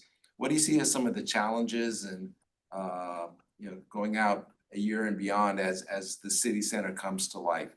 Because the library is a core part of our community, access to everyone, but also part of the city center. Thanks for that question. I actually see lots of opportunities with the changes and city center growing. In September, some of the trustees went to speak to folks that are now living in the apartments on the street and encouraging them to get their library cards. We had some wonderful conversations. We've done some other programming to invite people to come in. I'm very excited about some of the restaurants coming in, how fun it is to go to a trustee meeting with a cup of Bliss Bee coffee in my hand, or whatever other restaurant is coming. That's just the one I'm going to use as an example. I do think that we need to continue to work really closely with the city, especially around accessibility. And I know Jesse is aware of the fact that we continually talk about how hard it is for people that ride the bus to get to the library, especially if they have accessibility issues, because you have to go from Barnes and Noble, get down the street to the library. And now with parking, I think we have ways to be creative and whatever that looks like, so that if people need assistance to find a place to park for the library, the hope is that the city and the library can work on those things to happen, because we want everyone to be able to be here, be at the library and utilize all of the different pieces that are there. I also think we have some opportunities as South Burlington grows and changes. We have a huge children's programming system, and we could use more space soon. There's a daycare coming in, childcare center coming in on Market Street. I know that they've had conversations. What will that do with how much space we need in the library for children's programming? So I think we have lots of opportunity. I wouldn't necessarily call them challenges. And I believe, because in my experience, working with all of you has been wonderful. And I know that we've had some, still not using the word challenges, some conversations about how to make the library work and be in the right place and get the things that we need. And the city has been really great about accommodating those pieces. Does that help? Yes, thank you. Very thoughtful. Great. Stacy, who's the artist of the painting behind you? Oh, my oldest daughter. It's actually a charcoal. Oh, wow. Wow. Well, tell her that I like it very much. Well, thank you. I'll tell her. I'm partial to it. Can I say something to Here's Stacy? your question. Hey Stacy, if you don't know, and I'll send you an email about this afterwards, on Monday night here at City Hall is the public hearing on the Green Mountain Transit Board about the route changes onto Market Street. So I will send you details of that, but just FYI, I don't know if you were in that loop. That would be great, because I have to put my advocacy where it belongs, right? Jesse's email. Thank you. Thanks, Stacy. Thank you for your service. Yeah. Thank you. Thank you, Stacy. Thanks, Stacy. Thanks very much for attending. We'll let you know by October 16th, June 16th. Sorry. Over. I've got the whole summer. Amazing. Have a great night, everyone. All right, we'll stay. Good night. Bye-bye. Can we take a 2-minute break? We're halfway through. Oh, we'll take you down. have a library meeting at 5. Come on then. I'm ready.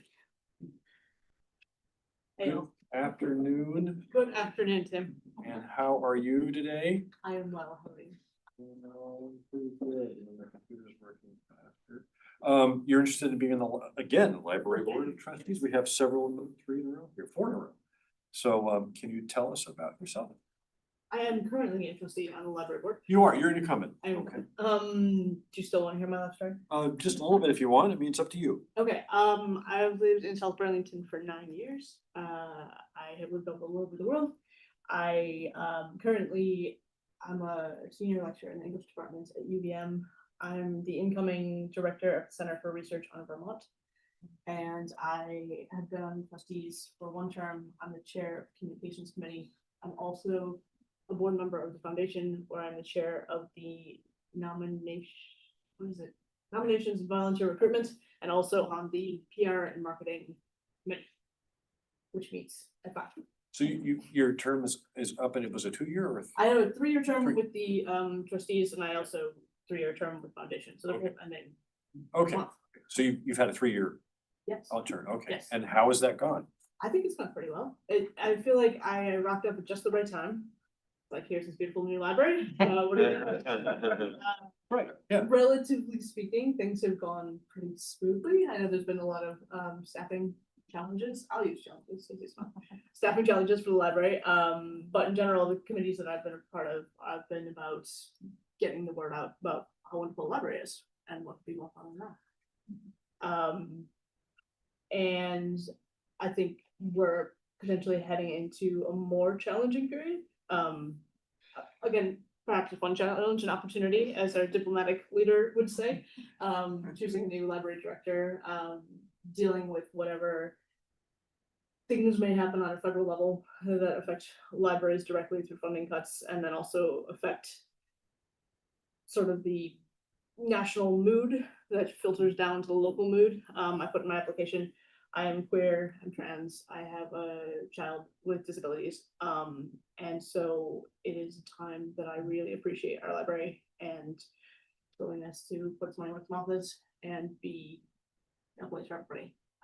But I know that's not something that just happens, and that's something that we have to foster. So that is one of my functions, is to keep reminding everybody that we're doing that. One of the things that I got put in my application was that a few years ago, I was like, why don't we march at Pride? You know, Fletcher marches at Pride, we can march at Pride. So now we march at Pride. Because I think even just, you know, seeing people on the streets saying this is a place for everyone is valuable. And there's so many little things like that that we do.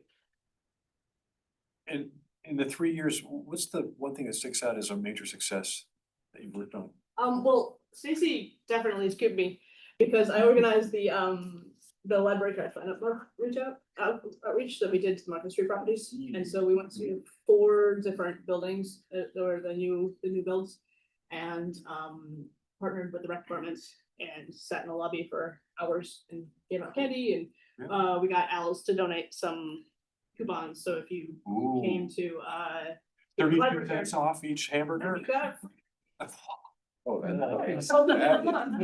Any extras? we do have extras. You can Okay, sign up for great. each burger. We take So bribes, no. in September, yeah, and we also partnered with some local businesses to have a gift basket to raffle off to folks. So we talked to lots of people who were really excited. You know, families in the area, grad students. And yeah, to center up, but just to put a point on that, what did you come away from? Because you were going there to not just sign up a library card, but also to get a sense of that this is a sort of a growing component of our community, and are therefore, you know, welcoming them and being a part of the community. But do you perceive their needs or how they use the library different? Did that fall into some of the challenge you're meeting, or not really? So like the groups that we were speaking to were largely university students and hospital workers, because those are the buildings that we were partnered with. And so a lot of their challenge was that they were only going to be here for a couple of years, and trying to kind of be part of the community. Specifically, we took back to the library that the grad students were overjoyed to have a place to study that was right there. But what about Sundays? Which is, of course, a recurring question. What about Sundays? They're coming. I know they're coming, so we sort of told them just hanging there.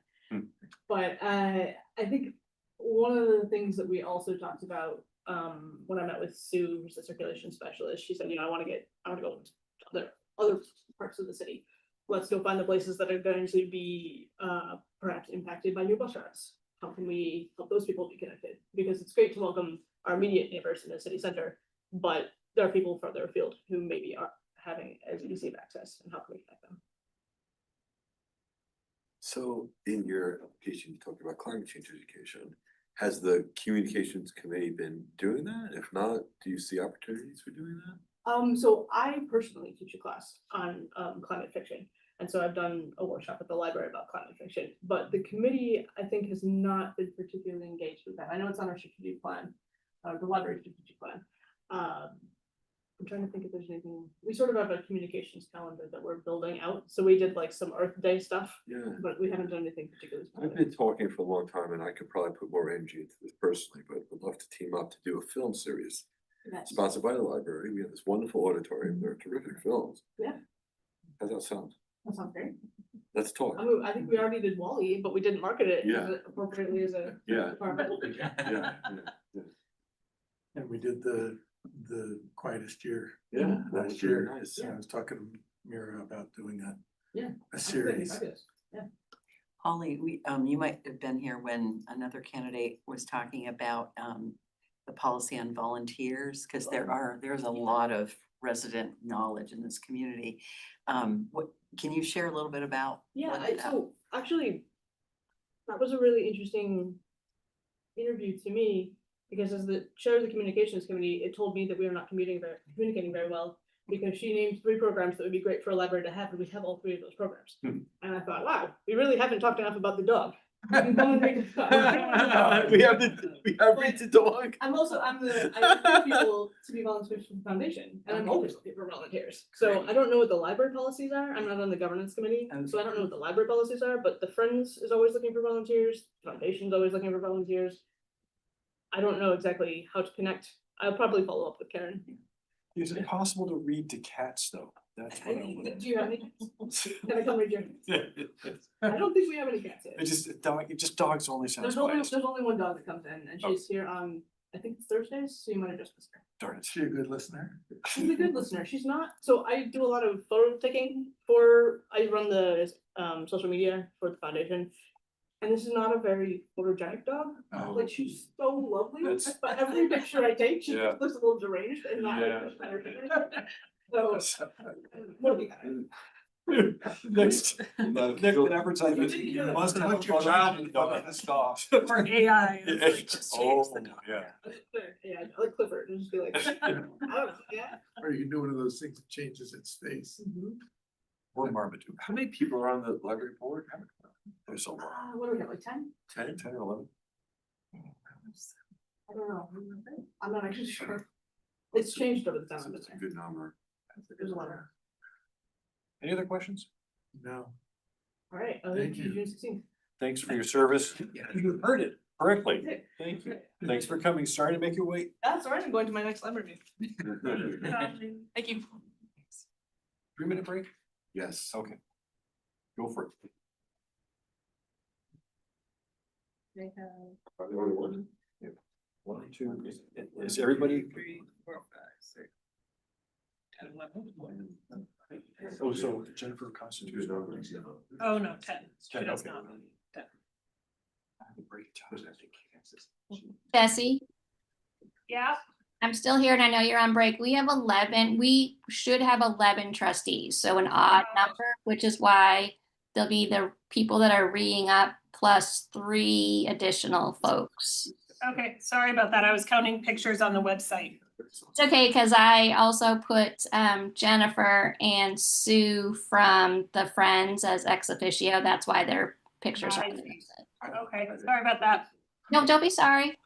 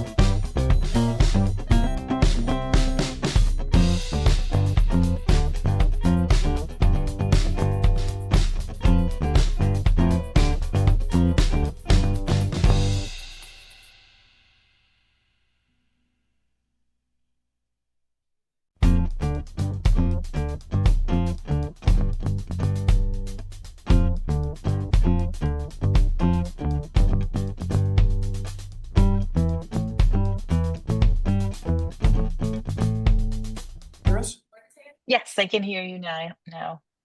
We're gonna, See. Hi, Okay, everyone. Can Hi you see there. me? and we see Hi, you. everyone. And I Sorry, I help me couldn't be pro- there in person today. Oh, sorry, go ahead. Help me to pronounce your last name. It's my married name, so really it's my husband's fault, but it's Hafley. Hafley. Okay. Yes, Good. Ashley Hafley. Well, thanks No for problem. applying and being here today to be interviewed. Would you like to tell us about yourself? Yeah, I would love to. So I'm Ashley Hafley. I grew up in New Haven. I went to Middlebury College, and I've called South Burlington my home for the past 12 years. A little bit about what has gotten me to where I am today. So I worked as the Director of International Visitors for the U.S. Department of State's Vermont Council on World Affairs. Whew, I need a comma in there somewhere. And I quickly realized I loved that role so much because I got to promote my favorite brand, which is Vermont itself. And so that experience led me to founding our Winooski-based marketing and branding firm here, where our team gets to help organizations and businesses of all sizes, large and small, shout all the amazing things that they do from the rooftops. And so something that is so special to me and that I want to shout from the rooftops is the South Burlington Public Library. I've been bringing my daughter to the library since she was 2 months old, and she's now 2. So I'm so grateful for the children's programming. But even before that, was grateful for the spaces that were available at the mall. And I wasn't brave enough to go into the high school because I don't know, high schools can be scary once you've left them. So, but I also have spent a number of years in nonprofit governance. So I recently termed off of my 3rd renewable term off the Special Olympics Vermont board. So that was a 9-year stint that I did there. And then I just had graduation for my last program, my 8th year as an instructor for Mercy Connections Inclusive Entrepreneurship Program. So the timing feels right now for this because I'm transitioning from other community roles and ready to channel that time and energy that I've actively reserved for service work into supporting institutions that's so essential to who we are as a community. That's great. Thank you. Any questions from other counselors? So are there particular programs, particular, outreach opportunities, particular other things that you'd like to accomplish on library board? Yeah, well, I think that a big part of why I want to serve is because libraries are one of our most important public institutions. They embody the principle that everyone deserves access to the information, the education, and community connection and resources. And with the library, knowing that this term, so if appointed to a 3-year term, part of the work would be the next strategic plan as the current one expires in 2027. I think it's just a really great opportunity to be part of that process. And like Holly and Stacy both said, Market Street is growing, it's building, and we really I'd love to be part of leaning into that and seeing how we can bring the library to more folks and bring more folks to the library. What is your favorite thing about the library right now? My favorite thing is how excited I get to go to the library. And if I had to pick a very specific thing, it's that I didn't realize until my daughter was born and I had her wrapped up, I wore her everywhere. I found this little corner of the children's section that had the bilingual books. And so to be able to get the Italian books and the Korean books and read them at home to my daughter when I was a new mom and didn't know what to say to her, but got to speak these languages to her, that is so special. And I'm probably the reason that too many people come to children's programs now at the library, because even if you're not from South Burlington, I need you to come see Miss Liz. I need you to come see Miss Emma. I need you to see Miss Valerie. And it's so, the library radiates hospitality, and that's so important. And then you pull back the curtains and realize how much there is to offer and the resources that are available. And that's just a bonus to how the library makes you feel when you go inside. You can check out a telescope if you want. Yeah, the Library of gardening Things, which they just moved so that more people could find it. And that's what's so awesome about our library is it feels like there's a lot of thought work and purpose that's always happening with where things are placed, how they're making things accessible, promoting platforms like Libby and Canopy. So even if you're not physically in the library, you can take advantage of the resources. I'm sure that most people would think their libraries are really special because librarians themselves are superhuman, like they have superpowers and they're always willing to help people. And so most folks have experiences like this with their public libraries, even if they're as small as like the Jericho Community Library, but we have a beautiful, brand new, huge, amazing library. And so I think it's my proudest part of being a South Burlington resident is that I get to call this library mine. If I can actually, Yeah. all the wonderful things you say about the library, for those of us who've experienced it, who, understand what you're saying and appreciate it. But we just heard from the previous applicant that, some people think certain programs don't exist, and it turns out they actually do exist. And one of the things that you emphasized that, you wanted to let the world know, or at least everyone in South Burlington know what's here. And one of the challenges we at the city council we've seen with many issues is how to connect with the broader public. That they're very busy, that some have operate on certain assumptions and do not think there may be certain resources available. What are some of the ideas that you would bring to say, how do we connect more people to say, you may not be aware of this, but wow, this is a fun thing or a helpful thing? I'm so grateful for that question. Before I respond with ideas, so the on-demand creativity that you're asking, I do want to share that where I think I can really contribute is through the communications committee. I eat, sleep, breathe consumer trends, marketing best practices, leveraging both traditional and digital channels. So in today's climate where library funding faces uncertainty, and we're learning that folks don't know that we have the resources that are already in place and accessible to them, strategic communications are just something that can help build that foundation of community champions who understand how vital the resources are. So I'd love to help amplify what makes our library special and ensure that that message reaches everyone in our diverse community, so that not only do they know that this resource is here, but also understand why it's worth supporting and advocating for. So I think it's part of what would be really important to me, is not just to bring folks, but to build our community of evangelists who also spread the word for us. As far as innovative ideas to bring folks in, that's the fun part of my day job. And so I've never felt so nervous to present those kinds of ideas to a client, but now it feels like the weight of the world is behind that question. I think there are a lot of fun things that we could do just to get people into the library, and then they could more passively or actively learn about the resources that exist. So one thought there is it would be cool to have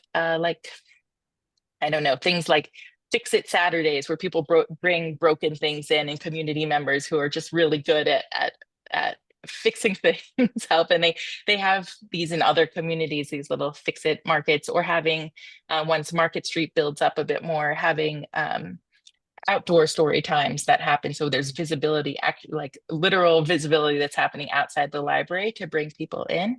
But I do think that on the digital front, the library has there's a lot of opportunity to expand there. Right now, I feel like the library website experience is, if I know what I'm looking for, I can find it on the website. But if I don't know what I'm looking for, then I just get a little bit lost as a user. So how can we help folks visit the South Burlington Library website, self-identify because they are a parent, they speak a certain language, they're of a certain age group, they have a certain interest, and then we can put the resources in front of them that would be most helpful for them. So instead of putting the onus on our community to know what resources they want and come seek them, how can we put them in front of them? So I think that's kind of like what you're saying, but I would love to leverage digital channels to do that. Thank you. I have a quick tangent question for you. Yes. Where are you? I love to look at that building. Thank you. So our office is on the Winooski River, West Canal Street. So we're in an old mill building. I have the floor to ceiling windows over there. Yeah. So it looks great. We're very lucky. Nice Thank you space. very much. Thanks. It's very inspiring. I'm grateful for it every day. Have you had a chance to attend any of the meetings? I have not had a chance to attend any of the meetings. I have watched the video recordings and the audio transcripts. So like I said, in my work life, my day job, we do have clients that are municipal entities or nonprofit municipal entities. So I do actually find it very joyful to listen to those meetings, to get a seat at the table, to hear what's going on. So I've listened to the couple of few most recent ones, but I've never attended in person. I also don't know anyone on the board, but I certainly recognize Jennifer's face as a friendly and frequent face at the library. But sad to hear that time might be coming to an end soon. And so you're comfortable with the schedule of their meetings? You can attend those meetings at that time? Yeah, yes, every second Thursday at 5:30. Absolutely. Great. Any other questions? You have any questions for us? My only question is do you know, I guess, what are you looking for in a new library board of trustee? You. Someone's well. You're not allowed to say that, no. Evangelists. I will say I don't fangirl for much, but I really fangirl for our library. It's embarrassing to a point. I was recently, I had the pleasure of being named as a 40 under 40 rising star. And one of the questions they had was, if you had unlimited funds, where would you put them? And no question, it would go to public libraries in our communities. They serve in a way that the reach almost feels infinite sometimes if you use the funds and shout the message the right way. Do you read 7 Days? What's the behind that question? Well, the comic strip. So the K Chronicles had a piece on libraries 2 weeks ago and about their value. I didn't see that though. I missed that. I'll have to look. So I do forwarded a read 7 copy. Days, but I sent a copy to Jennifer just because it was very special and yeah, we'll have value. So, I'll have to, yeah. Right. And we are certainly in a volatile time when it comes to funding. It's nice to hear that the Vermont state libraries does feel like they're going to receive their funding from their IMLS funding this year. But I know that we're going into a time that isn't as stable as it has been in the past. So however I can help support that would really, it would be my pleasure. Great. So we will make our decision by June 16th and we let people know either way. Wonderful. I look forward to hearing from you all. Thank you for the time. Again, sorry I couldn't be there in person. You're welcome. Thanks for flying in and you. reviewing. Nice to meet you. You as well. Thank you all. Bye-bye. Next up is Brenda Withy. I'm here. How are you? Hi, Brenda. Hello. I'm sorry I'm here from the coast of Maine, and I appreciate your flexibility in letting me do this via Zoom. Where are you on the coast? We are on Cape Rosier. What you just saw across the bay is Deer Isle, where you gotta want to get here, and when you do, don't tell anyone about it because we love it too much to share. Would you like to tell us about yourself, please? Sure. Thanks for asking. I love libraries. My first job was in a library. I grew up in a family of voracious readers. The first thing I did, the first place I was allowed to go by myself was a library. And I took out more books than I was allowed. Don't tell Mrs. Marcette. That I just recently retired from Twin Craft Skincare in the financial department. I've been obviously a library fan and a huge fan. The South Burlington Library is the crown jewel of South Burlington and of libraries in the state. I don't see anything like it anywhere. And it isn't just the building, it isn't just the collection, it's everything about it. It's how you feel when you walk in, it's how the staff is, it's what the collection looks like, it's the thoughtfulness of every single department. I'm so happy with it. I was listening to the 3 library trustee applicants that preceded me, and I thought of all of them, I want to be them when I grow up. It was a pretty impressive crowd. So I'm struggling to think, wow, I'm here to talk about spreadsheets, and those 3 just blew me away. I saw that there was an opening on the finance committee, and I thought, well, that's something I can do. I can help there. That I feel like the library, as many organizations, may need help now. What can I do that's tangible? So I thought I would toss my hat into the ring and see what you all thought. And it says here that you used to, your first professional job was at the Pearson Library in At the Shelburne? Pearson Library in Shelburne when I was 16 years old, and I stayed there till I was 23. And what did you do there exactly? Everything? Everything. Oh my gosh, everything. Because I'm old enough that a small town, back then, Shelburne really was a farm town. And I say back then very advisedly. Um, yeah, that we did everything. I ordered books, I shelved, I repaired books, I worked the desk, I did reports, I helped with grants. It was a tremendous learning experience. Um, and that I was sad to leave it, but I had um, other commitments at the time. I had other grown-up stuff to do, and wandered over toward the financial field, uh, but was just so happy when after all those years, South Burlington uh, really came through with the new library. And my husband and I had gone to the one in the high school, and we were actually excited over the one in the mall because it was so visible. Hmm. And just the more that people see libraries, the better, especially now. Especially now, the of value of the library, it's just inestimable. And if I can help, I'd really love to. And I maybe then ask you a question as you focus on financing, and we've mentioned a number of times, and a number of the applicants have mentioned the questionable federal funding or the Oh, uncertainty about the federal funding. As a person with finance, is there a role with someone who has a particular understanding of finance and managing funds to help deal or mitigate times when funding is perhaps not as robust as it has been in the past?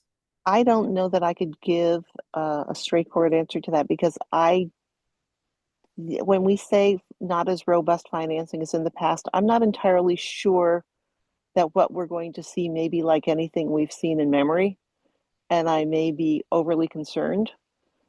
Um, and my understanding, just from looking over some of the budgets, is that the library works with a financial advisor. Is it Morgan Stanley? Yeah, that's for the trust fund. Yeah, I think there was a trust fund left to purchase books that is managed by somebody like that. Okay. And and I'm sorry, I wandered a little bit. I got overthinking.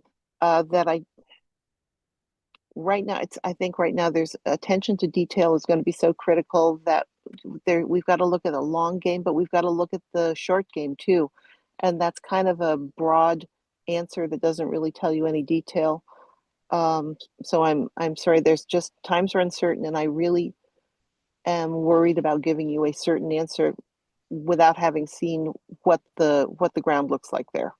Understand. But Thank you. I also would count on the fact that there is a polished and professional team already in place,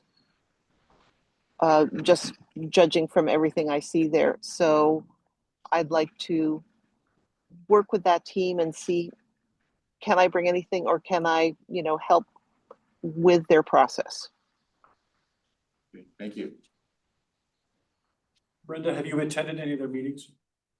I have not. I just I certainly have read the minutes and just spoken with a couple of members over the years, but no, I haven't been able to. We, with work stress has been, I shouldn't say work stress, because I'm retired now. Everything work was stress. Uh, Putting on shoes in the daytime is now stress.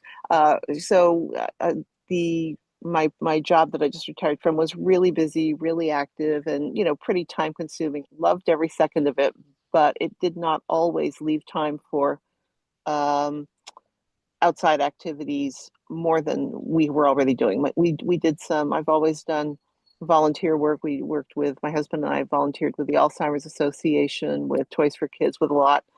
So I did not spend a lot of time on library committee information. Great. Any other questions from the council? Do you have any questions for us? No, I don't think so. I feel like that I've been listening to the last few interviews, and I feel like that I got a pretty good idea of what you're looking for, and that I'm going to guess this isn't your first rodeo. So, no, thanks so much. I just really appreciate your time, and fingers crossed that everything works out well for the library no matter what. Well, thank you for applying and being with us live from Maine, the great state of Maine. So, Almost as good as Vermont, not quite. I hope it's warm there. It probably It's is. gorgeous. Great, great. It's gorgeous. And- Anytime it's not 6 feet of snow, it's great. And so we'll be in touch by June 16th, one way or the other. Thank you so much. I appreciate your time. You're welcome. Thank you for applying. We'll see you Thanks. later. Bye-bye. Bye-bye. Next up is Jessica Balerna. So. Hi, yeah, I'm here. I'm sorry, Jessica, before we start, I'm gonna recuse myself, Tim, from the NRCC, considering the NRCC applicants, because a family member is one of them, so I'm just gonna move over there. Oh, okay. Okay. Hold on, Jessica. We're gonna. No worries.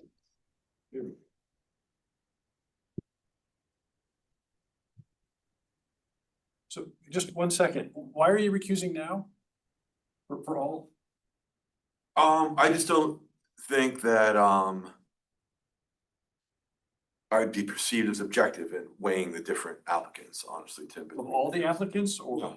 Just NRCC. Yes, NRCC. NRCC. Okay. Yeah, NRCC. Okay, that's. All right.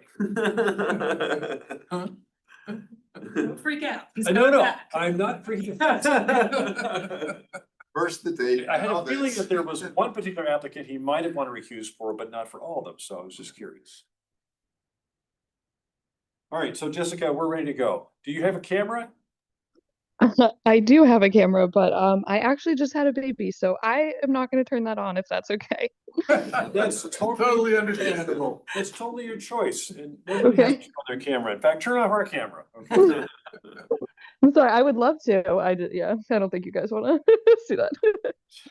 So, would you like to tell us about yourself? I'm looking at your sort of resume here. It's pretty impressive. Well, thanks. Yeah. I mean, I've been in sort of the natural resources field for a long time. I'm super invested in oh, she's waking up. So my background's in like environmental science and ecology, and I'm working at UVM right now on the Vermont climate assessment. And so I'm just like really excited when I saw that there were some openings on this committee to like be able to do some actual local action stuff and not just kind of be in my research space where I usually am.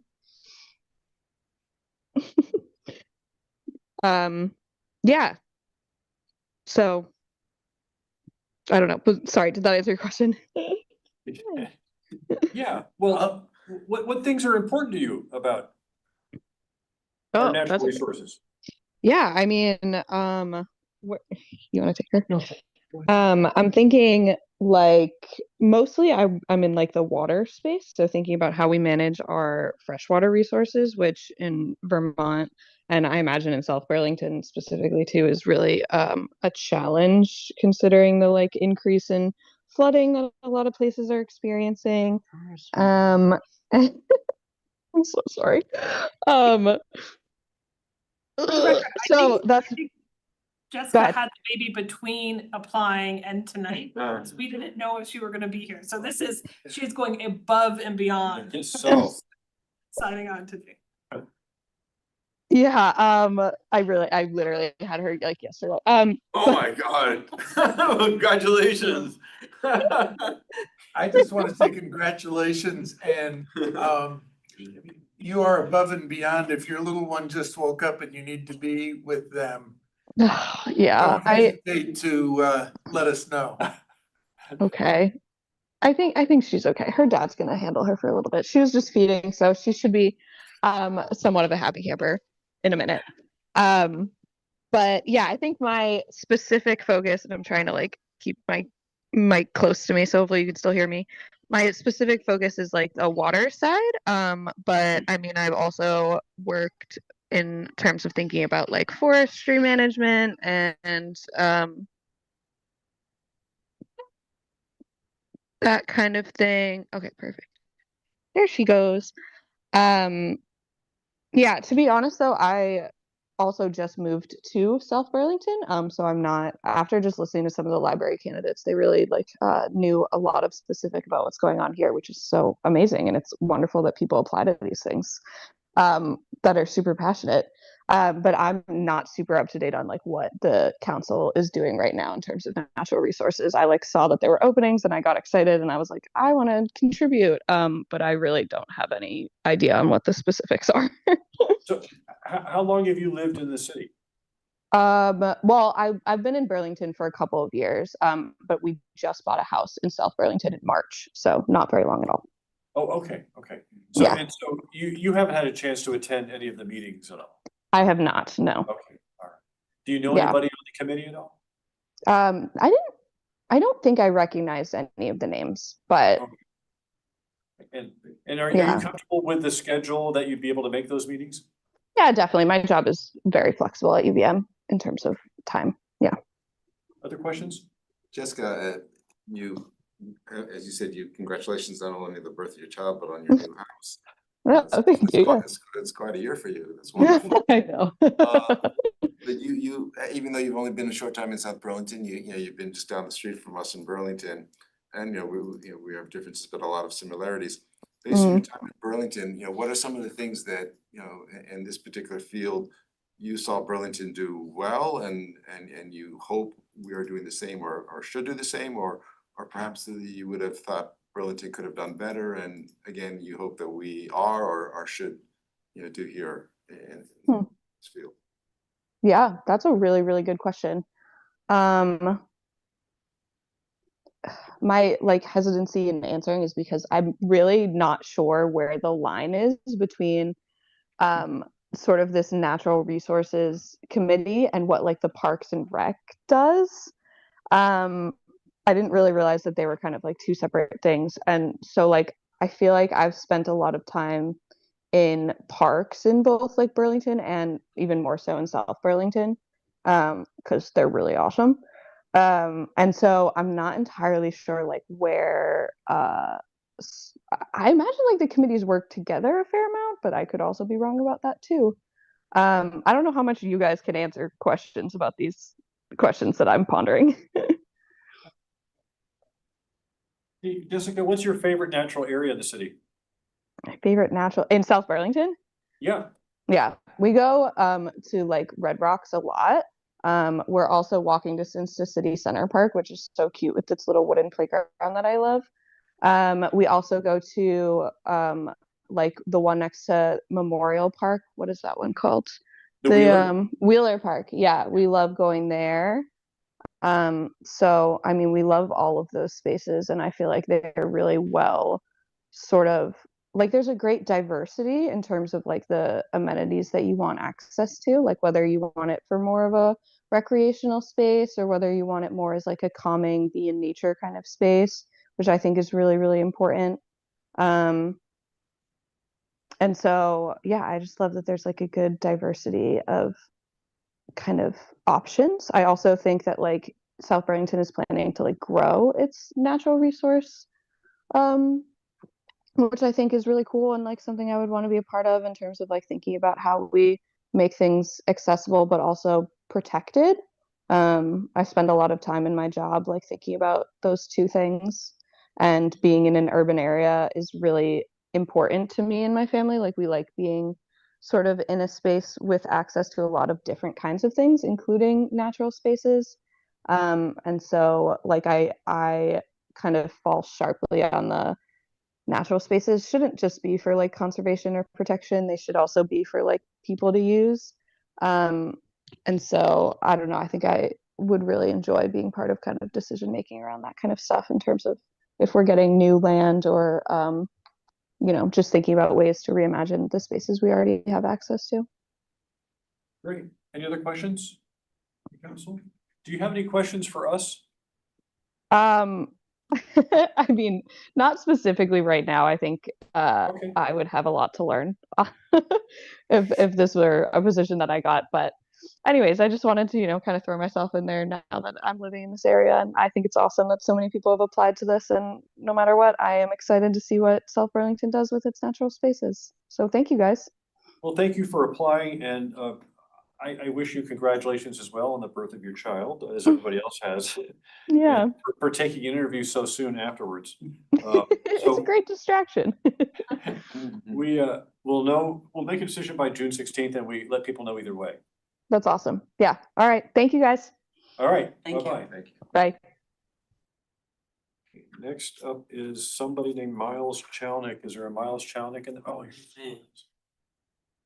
You know anybody else in the room? I don't. I didn't think that was. Then last name share, right? So good afternoon, Miles. Thanks for coming. You're interested in the NRCC as well. Yeah. Tell us about yourself. And why you want to be on it. Yeah. I guess I've just always been deeply connected to the natural world since a very young age. Studied agriculture at Sterling College in Craftsbury, Vermont. I've just been looking really closely at like natural spaces these past couple of years. Just like self-teaching. I guess I've just been really frustrated with how everything seems so backward to me.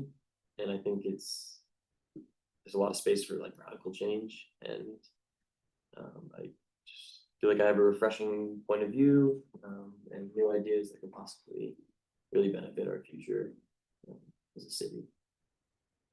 Yeah. What sort of ideas do you have? Yeah, I'm very concerned with like, I feel like we get caught up in the idea of like conservation a lot, and no one really talks about like reforestation and like cultivating areas.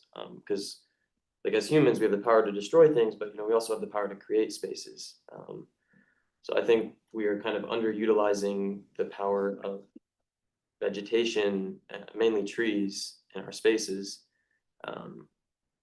That's kind of my main goal, priority is to plant out open spaces that we have, ideally like densely with trees. Yeah, it's kind of my vision.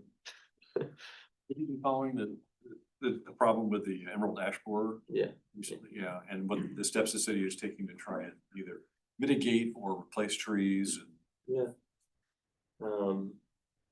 I mean, things happen, there's pests, there's disease, things, it's just life. Obviously I don't want to see the ash trees go. I love ash trees, but I don't think it's something that we should really dwell on. And I think, yeah, I guess if the trees are dying, they should be removed and replaced with something that is tolerant. Yeah. Do you do any gardening or farming yourself? I consider myself to be like a permaculturist. So I like to a permaculturist. Okay. So just like permanent agriculture. Okay. So as opposed to growing annual veggies, I like to focus on like hardwood perennials, things that don't rip up the soil, will like create fungal networks, produce food year after year. That's my passion. And you would like to see trees planted at Hubbard Park? I would, yeah. In the meadow area? Yeah. And why? Why is that? I'd say why not? I think Well, if you did do anything at all, what would happen? if you left it completely, you didn't brush hog it. If you didn't brush hog it, if you did nothing, I mean, eventually it would become a forest. Yeah. I mean, that's how nature works. It's a succession. You ever walk down Sadie Lane? Sadie Lane. Yeah, it's parallel to the cider mill. There's a field between the cider mill, it's part of a stormwater, and the first row of houses, and I've been there 12 years now, and that field was almost just grass when I moved in, and now it's just like turning into this like mini young forest with these combinations of different trees, and and they're not gonna, they don't cut it, right? Yeah. So it's like in 20 years, it's gonna be 60 feet high or whatever.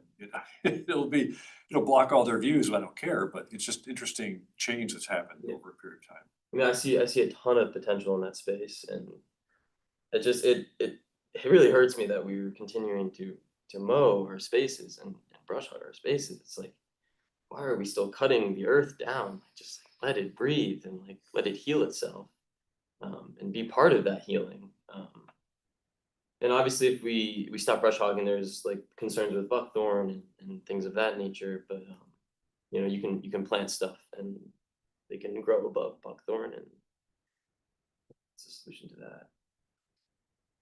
What sort of food trees are you interested in? Nut trees primarily. Nuts. Yeah. What kind of nuts? I mean, that, I don't know what nut trees Yeah. grow in Vermont. I mean, oaks is Right. a nut tree, native, hickories, like shellbark hickories, shagbark hickories, black walnuts, there's chestnut hybrids we could be growing. I just think there's so much power in them, and if the city had really invested it now, like 20 years down the line, I think it could be probably the most inspirational space in all of Vermont. I truly believe that. So yeah.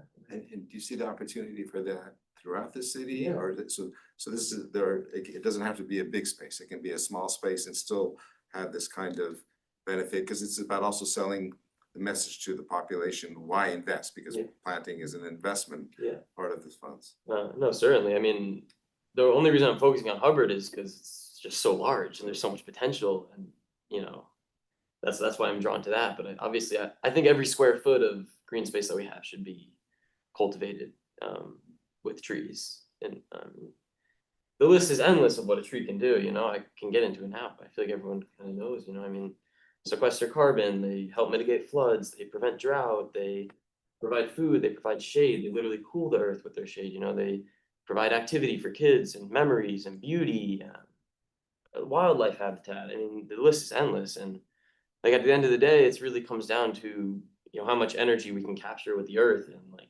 photosynthesis is that first line of energy capture, and we're all dependent on that. So the most that we can, you know, create pathways to increase photosynthesis and forested areas, I think is would help a lot. Just make people happy, you know. So where I live, when I moved in, like the yards, if there were yards, because some of the lots had never been, you know, turned over, right? That people have planted trees over the last 12 years and they've grown a lot. Do you think that the NRCC could have a role in helping to educate you know, the residents about what types of trees they might want to plant based upon either what their soil type is or what their goal is, you know, for their yard, whether it's for like, you know, either wind protection or screening, but it also that there are opportunities to have other benefits from different types of trees, because like help guide them. well, no, just like, you know, so somebody, you know, buys a house with a 1/4 acre of land that it's got no trees on, and they're about to go buy trees and do some landscaping, right?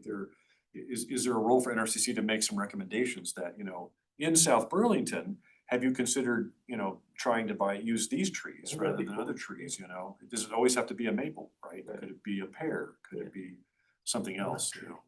I think it should. A nut tree. Or a nut tree, but pears also, you know, the stone trees, you know, they have benefits too, so.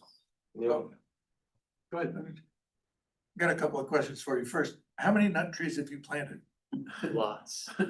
Yeah, no, where I are mean, they? Where are they? Yeah, my dad's house. But you know, I mean, I think that could serve as a snapshot into what could happen if we scale that up. I don't know if you've driven past our house, but I've planted hundreds of trees, and I think if we scaled that up by the thousands and work together and do that in a larger space, it would be incredible. Yeah. So you've planted hundreds of nut trees. Yes. And in Vermont's history, when Europeans came here, Vermont was, what was it, over 80% forested. Something like that. So we might say your Johnny Hickory tree. I mean, could say different things, but while trees are really important, and I support the idea of reforestation, certainly changing our open spaces that are all just manicured lawns into something that's more productive for humanity and the earth. How do you see the balance between reforestation and meadow birds and view corridors and all the other things that are important to us as humans, maybe more than to the ecosystem, but are also important to the ecosystem? And what you see in the way of balance around those things? It's a good question. You know, I think we often get trapped in this idea of like all or nothing.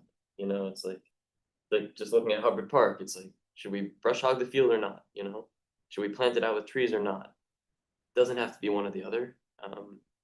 You can plant a portion of the field into trees. You can, you know, you can brush hog a portion of the field to keep it as a meadow. And this also isn't like an instant change idea. It's something that would take place over the course of decades, 100 years, you know? So it's not gonna just be like one day, oh no, the view's gone, like the meadow is gone because we planted trees. No, this is something that happens slowly, things adapt, people adapt.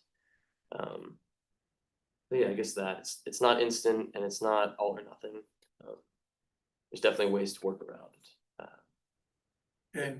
And I'm hearing that a lot of what you're talking about with regard to natural resources is the long view. Yeah. I don't mean the long view property, but I mean Long-term. the long view, the long term, where we're going and what we're trying to create as a legacy or as benefactors to future generations. Yeah, that's it. Have you had an opportunity to attend any of their meetings? I have not. No, this is my first time ever dipping my toes in anything government policy related. I tend to. Do you know anybody on the?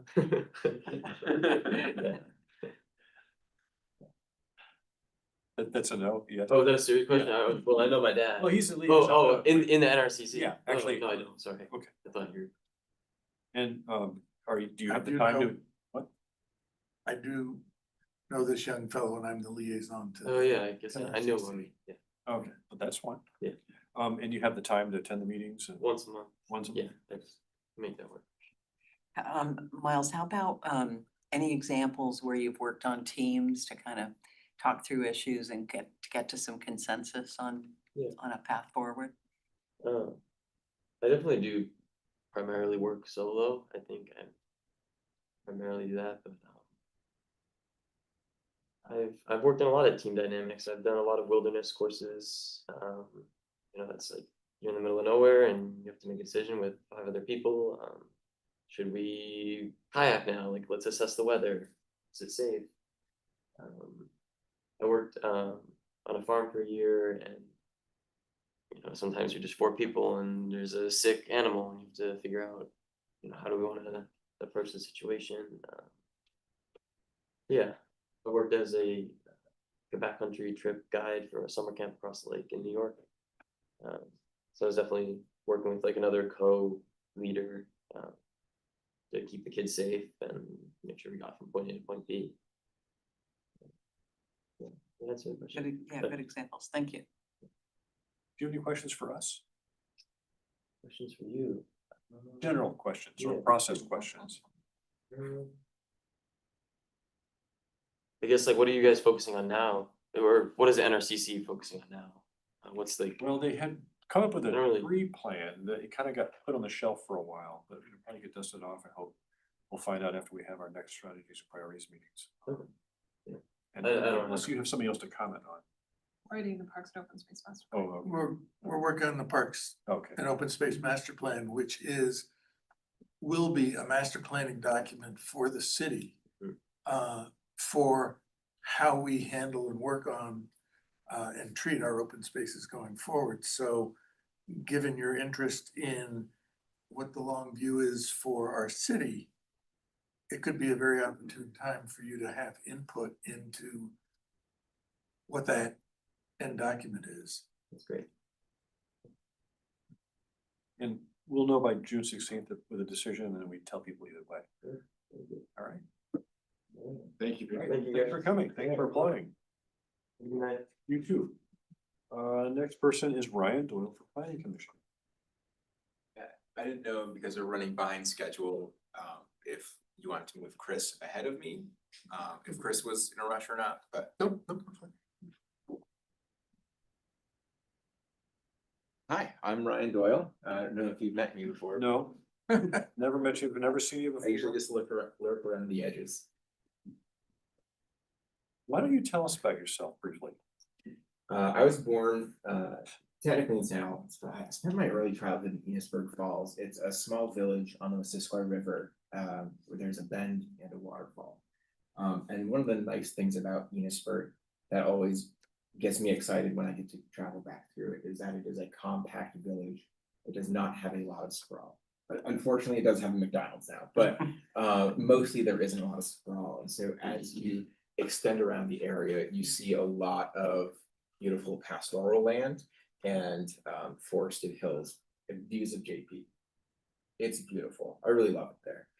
But I spent 25 years in the city of St. Albans, where even though we're pretty close to the lake and we have a really nice hill, trails, and a ski area, there's sort of a donut of sprawl around the city that was built during this era in America where sprawl was promoted as a best practice, even though sprawl is distinctly like when you look at data and numbers is very not a best practice. As you spread out your municipal services and infrastructure, it actually sort of like thins out your ability to repair things. It stresses your finances. And so a lot of municipalities think that by developing more land, you just bring in more tax revenue, but your revenue per acre actually goes down while spreading out your costs. So I like strong towns. They use the term suburban experiment quite often. They also use the term suburban Ponzi scheme because you need to keep developing and growing in order to pay for the infrastructure that was put in 20 or 30 years earlier in order to repair it. Obviously, at some point, you have to say no more and you have to really focus inward. And so we have some projects going on in city center that are really inward focused to try to, how do we make a nice, livable, walkable place? But we also have other nodes in the city, particularly around like Eastwoods and then further down on Shelburne Road that need a lot of love to help bring them into being a nice place. And I just want to give one of my students, Sawyer, a shout out who would really love a basketball court closer to Eastwoods. It's 1.7 miles and he only has a 1-speed bike. So the hills were kind of tough.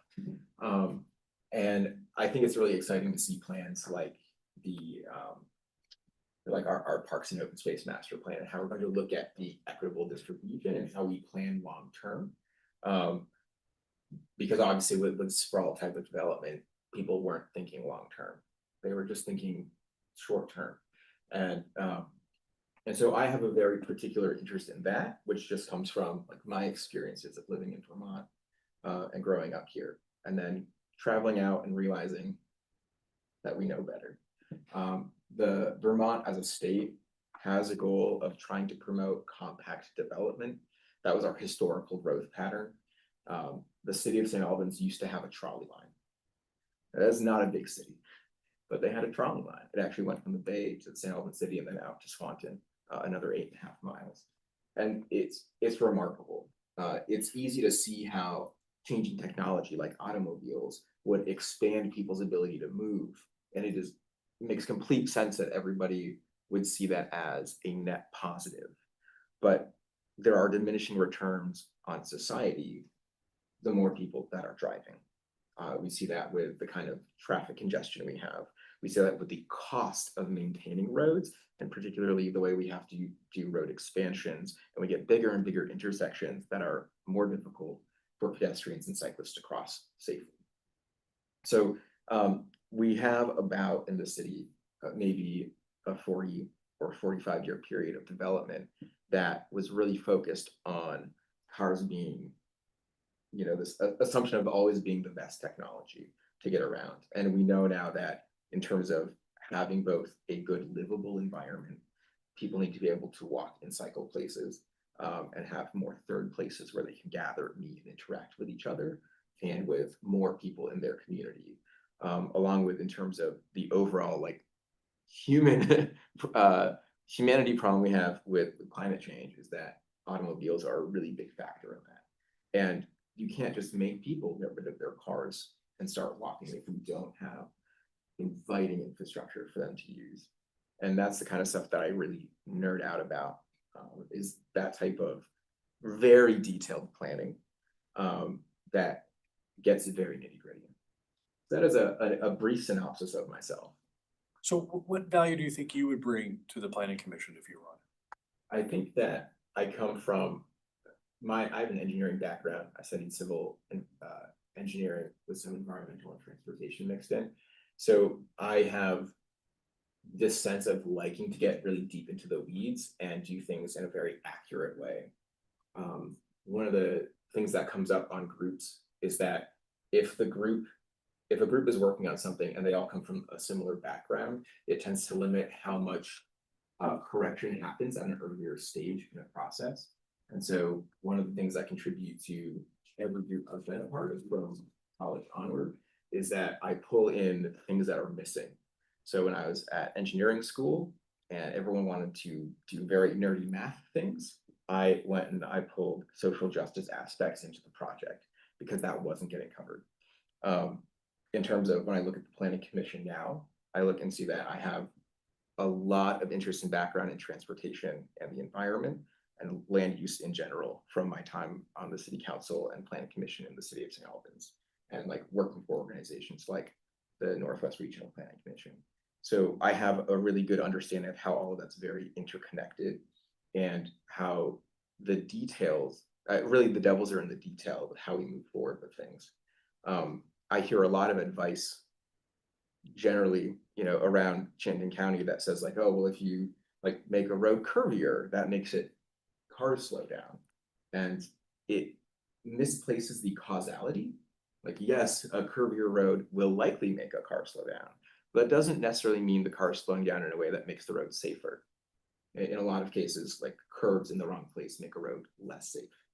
And so there's a lot of fine nuance to that I have done a lot of parsing out with, that I can add into conversations like that. Whereas a lot of people who don't have that very detailed background wouldn't really be able to pull in. I have a question for you, Ryan. You're obviously a VSG, very smart guy. Anyway, and you've got a lot of strong opinions, which you're passionate about. And sometimes those opinions may be conflictual with other people on a committee. And how would you on the planning commission temper or work your passion and perspective with that of the other members of the commission? Yeah, I think for anyone who's seen me at a planning commission meeting, you'll know that when somebody says something that I agree with and that I can say is accurate, I acknowledge it. So even if it's somebody that I have disagreements about in other particular areas, I keep going back to the things that we have in common. And I think a lot of the times, some of the issues that if somebody has been in a position for so long, it's easy for them to think that something is very correct.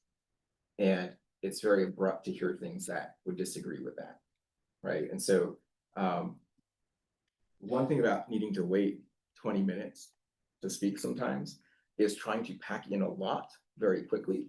And that provides for less intentionality of addressing small snippets more frequently.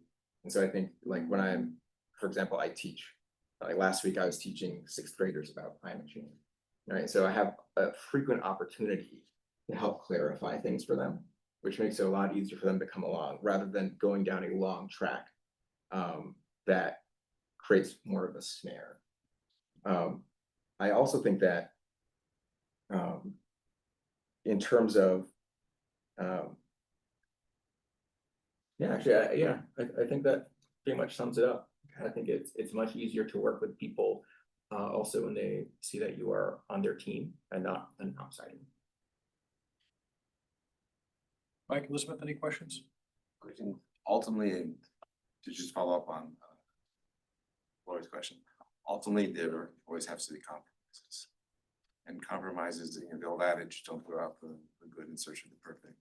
And we have, one of the challenges, and we run into this challenge in the city council with the time scheduling is we can continue to discuss things ad item, but budgets happen, decisions have to be made, and if you delay a decision, you can actually end up in a worse place. So there's no question you are highly knowledgeable, and you're good at communicating the information.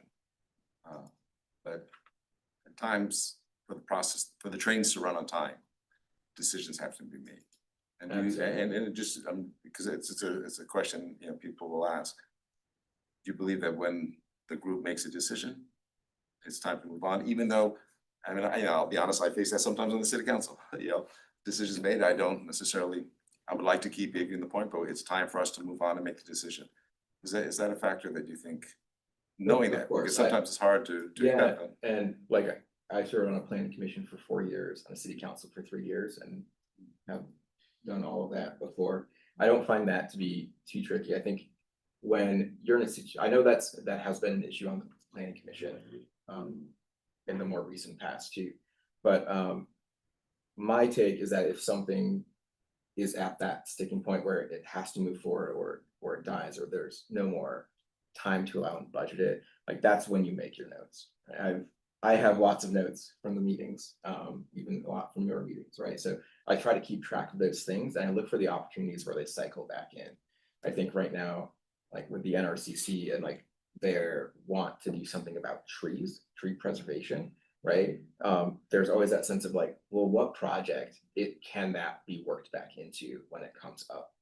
And so me personally, I tend to like to keep like actual physical lists of things like that.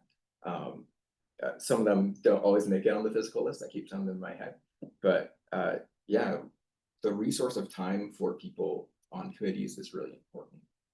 People who are volunteering certainly don't want to spin their tires and have things take too long. And I understand the position you're always in, whether it's a budget or just the length and duration of meetings. Like at some point you do have to move forward, but again, that's why I think getting the most honest information to start with a discussion is really crucial. The sooner you can clear out noise in the information or irregularities or misinformation, you can move ahead a lot faster. One of the things that comes up, right, when we're teaching about climate change is like cherry picked data, for example. And it's tricky to discuss with children how like there are people you love and trust who are going to give you information that they themselves don't know is cherry picked, you know? And so when you know that something is going to be on the docket and discussed, you try to prepare for that and actually get your research done in advance. So we're at 12 minutes right now, so if there are any other questions from the council, do you have any process questions for us? I understand the process. Yep. So, yeah. June 16th, we will let you know. Sorry to cut you off, but like, we've got That's more okay. people and we're overtime and you know, we're trying to keep people around 10 minutes, so you're at 12. We're getting angry, right? Yeah. We're dinner time, right? So, Cool. thanks Thank for you, coming, Ryan. Ryan. Thank you, Ryan. Appreciate it. Next is Chris. Come on up. And this is for Rec and Parks. Yes. Parks.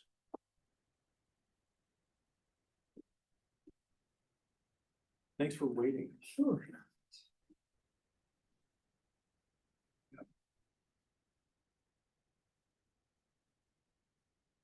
Oh, R is at the bottom. Tell us about yourself. Okay, well, I'm a Vermont native. I grew up in Winooski and from there spent some time in Essex and then back to Winooski and now I'm here, about 5 years now. And from a volunteer / community service record, in Winooski, I was on the Community Services Commission for about 6 or 7 years. Working with the Red Coffee, who's the manager of that department. And we discussed a lot of issues in Winooski at the time. One of the big ones while I was on was the Winooski pool, which at the time, when I first got on the commission, there was going on like 35 or 40 years old and requiring yearly expense maintenance just to get it up and running. How long ago was that? That Over was 10? That was 2010s, 2015. Oh, okay. Yeah. And so we as a commission at the time we're asking the question as to, you know, why we keep throwing good money away on this and just band-aiding it all the time. So we made the hard decision at that time to say, you know, we can't keep doing this, and we have to go to the city council and say, hey, we're gonna try and you know, see what we can do to get a new pool. It worked out, and it was after I left actually, but they do. They bonded for it with a public vote, right? I believe so. Yeah, that was it 5 million? 2.4. Yeah, sure. And I hear it's a jewel. Yeah, I've seen it, and it came out really well, and it's much more accessible. We should have one. So that, so before that, I was on what was called at the time the WCDC, which was the Winooski Community Development Corporation, which was the group that was kind of spearheading the redevelopment of the downtown at the time. And Bill Leakett was running the show there, but we as a commission were basically the decision makers in giving Bill his marching orders as far as viewing or reviewing proposals from different corporations and developers to their vision of the downtown. And so I was really proud of the work that we did during that time to get that up and running, not unlike our downtown here now. It used the same TIF funding to get that going, and it's thought it turned out pretty well. What part of the types of activities the Rec and Park Committee, you know, sponsors or works on interests you most? What are the things you like? Just the diversity of all the different parks and types of parks we have in the city. Some are completely natural, like Red Rocks and Wheeling. Wheeler's my favorite, by the way. And you know, some of the others, which are strictly, you know, parks for playgrounds and kids and ball fields and what have you. And, you know, I frequented Veterans Memorial and Cairns ice rinks for a number of years playing men's league hockey. So I appreciate that portion of it as well. So that's, yeah, the diversity of all the different options in the city is really, really important to me. Have you had a chance to attend any of their meetings? I have not, no. Do you know anybody on that? I don't. So that will be a learning experience if given that opportunity. And how long have you lived in South Burlington? About almost 5 years. 5 years? Yeah. And one more history thing. In my stay in Essex Junction, I was a volunteer firefighter for 16 years. So. And what did you do before you retired? Worked at Global Foundries. You worked? On the DF. You worked at Global Foundries? Yeah. Oh. Okay. What, engineer? Technician. Technician? What tools? Device modeling lab. Oh, in the lab. Okay. Okay. Did we cross paths? I used your website. Okay, he's used my website. There you go. Were you there in '98? I started in '99. We were talking about something. Okay, we gotta stay focused. Please go ahead. Chris, do you have interested in your vision for our parks and open spaces and what you would like to accomplish as a member of the committee, particularly as we're doing right now, the master plan for our rec and open spaces? To be honest, I don't know the answer to that question right now. And I really, I guess my first request, if given the opportunity, is to possibly, if it's possible, you know, do a ride around with a Parks and Rec guy, just to see their perspective of what is going on with all the Parks and Rec stuff. And basically listen to the other seasoned members of the commission and get their perspective before I develop my own, I guess. So Good, Matt, just a follow-up. So we actually, just before you, we had, I was listening in the audience, two applicants for NRCC. There was one woman who talked about, I think she kind of intimated open spaces being more for the public and maybe more developed. And another young man who was talking about, more natural areas. Where would you kind of see yourself in that spectrum, if any? Honestly, both, like I mentioned, Wheeler's my favorite. Because it's so natural and undisturbed. And you could probably say the same thing about Red Rocks, but I don't see them as quite the same. For that reason, Red Rocks is natural, but it's maybe because of the use that it gets. It's a people space. It's well-used paths. Well trod. Yeah. Well-trod paths, whereas Wheeler isn't as much so. If you get up into the wooded areas and stuff where all the maple trees are, the big giant maple trees and stuff, so. I guess that's the differentiation there. And again, like I said, the other parks, I guess, and as far as the other use type parks, I'm just getting into pickleball, so Samansky is I'd love to see another option in the city. Pickleball place? A lot of people would. So, I guess that's one. Can we put it right next to your house? Therein lies the question, Obviously, the noise issue at Samansky is a real thing. So again, that raises the question of where do you put it? I think Veterans Memorial might be, in my opinion, might be the best option, but that to be discussed, I guess. Let me try to draw on that diverse experiences you've had all in sort of the neighborhood, so to speak. Having now lived here 5 years, what do there are a lot of things, what are the things that you maybe experienced in the area of park and recreation in either Essex or Winooski that you thought brought great benefit or high use or seen as important for the community that perhaps we do not have here?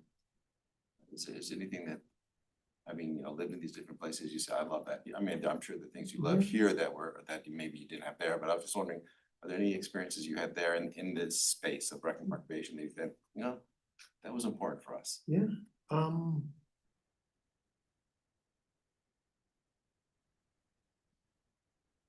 Not really.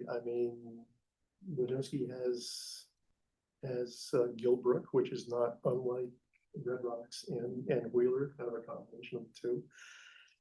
And then, Pine Street and all the other parks in Winooski, there's a good mix of capability there, which is also here. So there isn't a whole lot different. And in the recreation activities, you mentioned the pool, how important do you think that was to Winooski? We have a lot of parks here with the skating ring, which is not unique in itself. Yeah. But did you see that the pool played a special role in the community? Absolutely, yeah. It did. The demographic in Winooski is probably a little lower income, if I can say that, and the availability of the pool in Winooski drew a lot of the kids to that in the summertime, and it was a real magnet to bring people together. So. Thanks. Any other questions? Do you have any questions for us?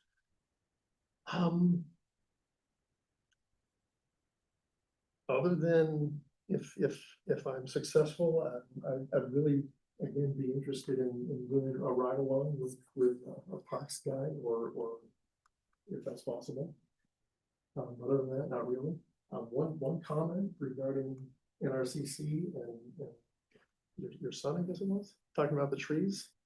One thing I noticed walking around the city in mostly a lot of the newer developments, specific to the trees, the developers only plant male trees. So there's no nuts on all the oak trees that they plant. might be something to consider. I don't know if that's planning commission or what have you, but Well, it could be NRCC advising, you know, on the LDRs, right? yeah. Or when the developer comes in with, let's say, like a PUD, you say, well, who should we talk about the trees?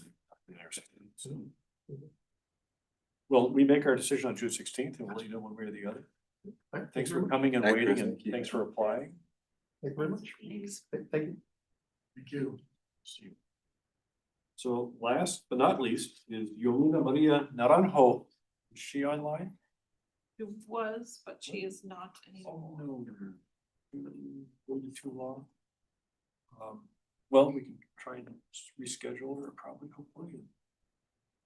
Or give her a call. Does she have a phone number on it? Do we see? Jesse, do we have an email to read her this or a phone number? We have an email. Phone number was not provided. No, that I can, hold on. that I can see. Hold on, I have a phone number. Okay. Already done. Would you like me to try? Hold on, maybe I don't have an email or a phone number. I definitely have an email. Just email. You want me to try and see if they can come back on? Sure. Just wait a couple minutes, yeah.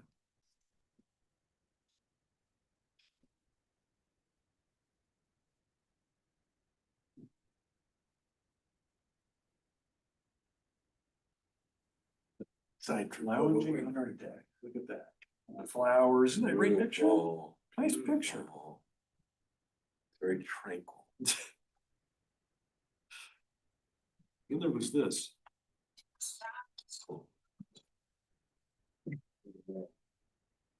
Oh, God, you was something. Sorry.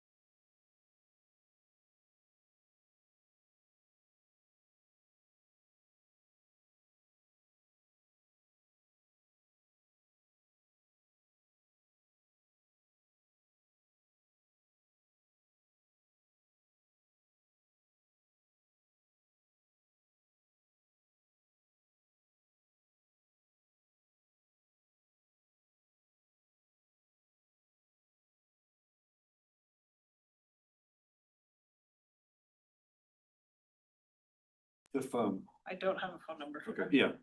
But I did email 1 minute ago. Okay. Well, we just wait on that. 1 minute. Wait, one. Maybe we can reschedule it for tomorrow. Maybe put it on first or what?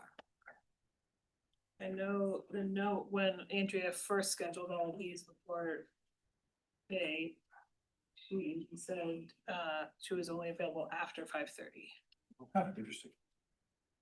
And if we ended early, to please consider it. Yeah, those were the mom. Or.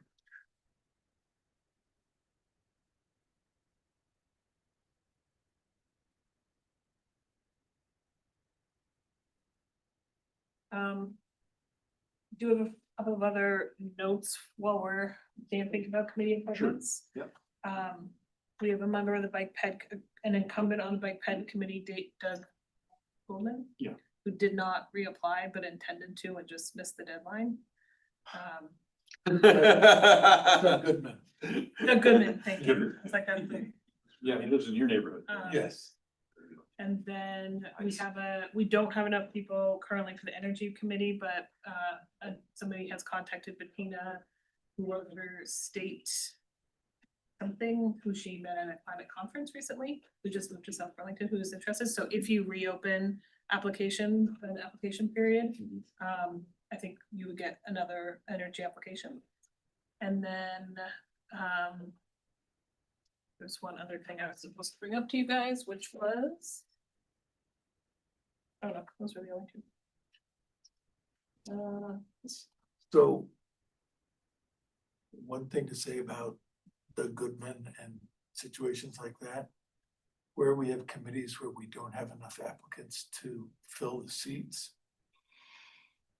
it feels like it's easier to consider a late application than when we have more applications than we have seats. Or we have to reopen the application process. We'll have to reopen the application Yeah. process again, but we still have open seats that we need to fill. Right. So no response. It's been a minute. All right. Well, we'll be back here tomorrow at 3 o'clock. Any other business? Motion to adjourn? So moved. Second. All those in favor say aye. Third. Aye. Aye. And we did pretty well. We were targeting 5.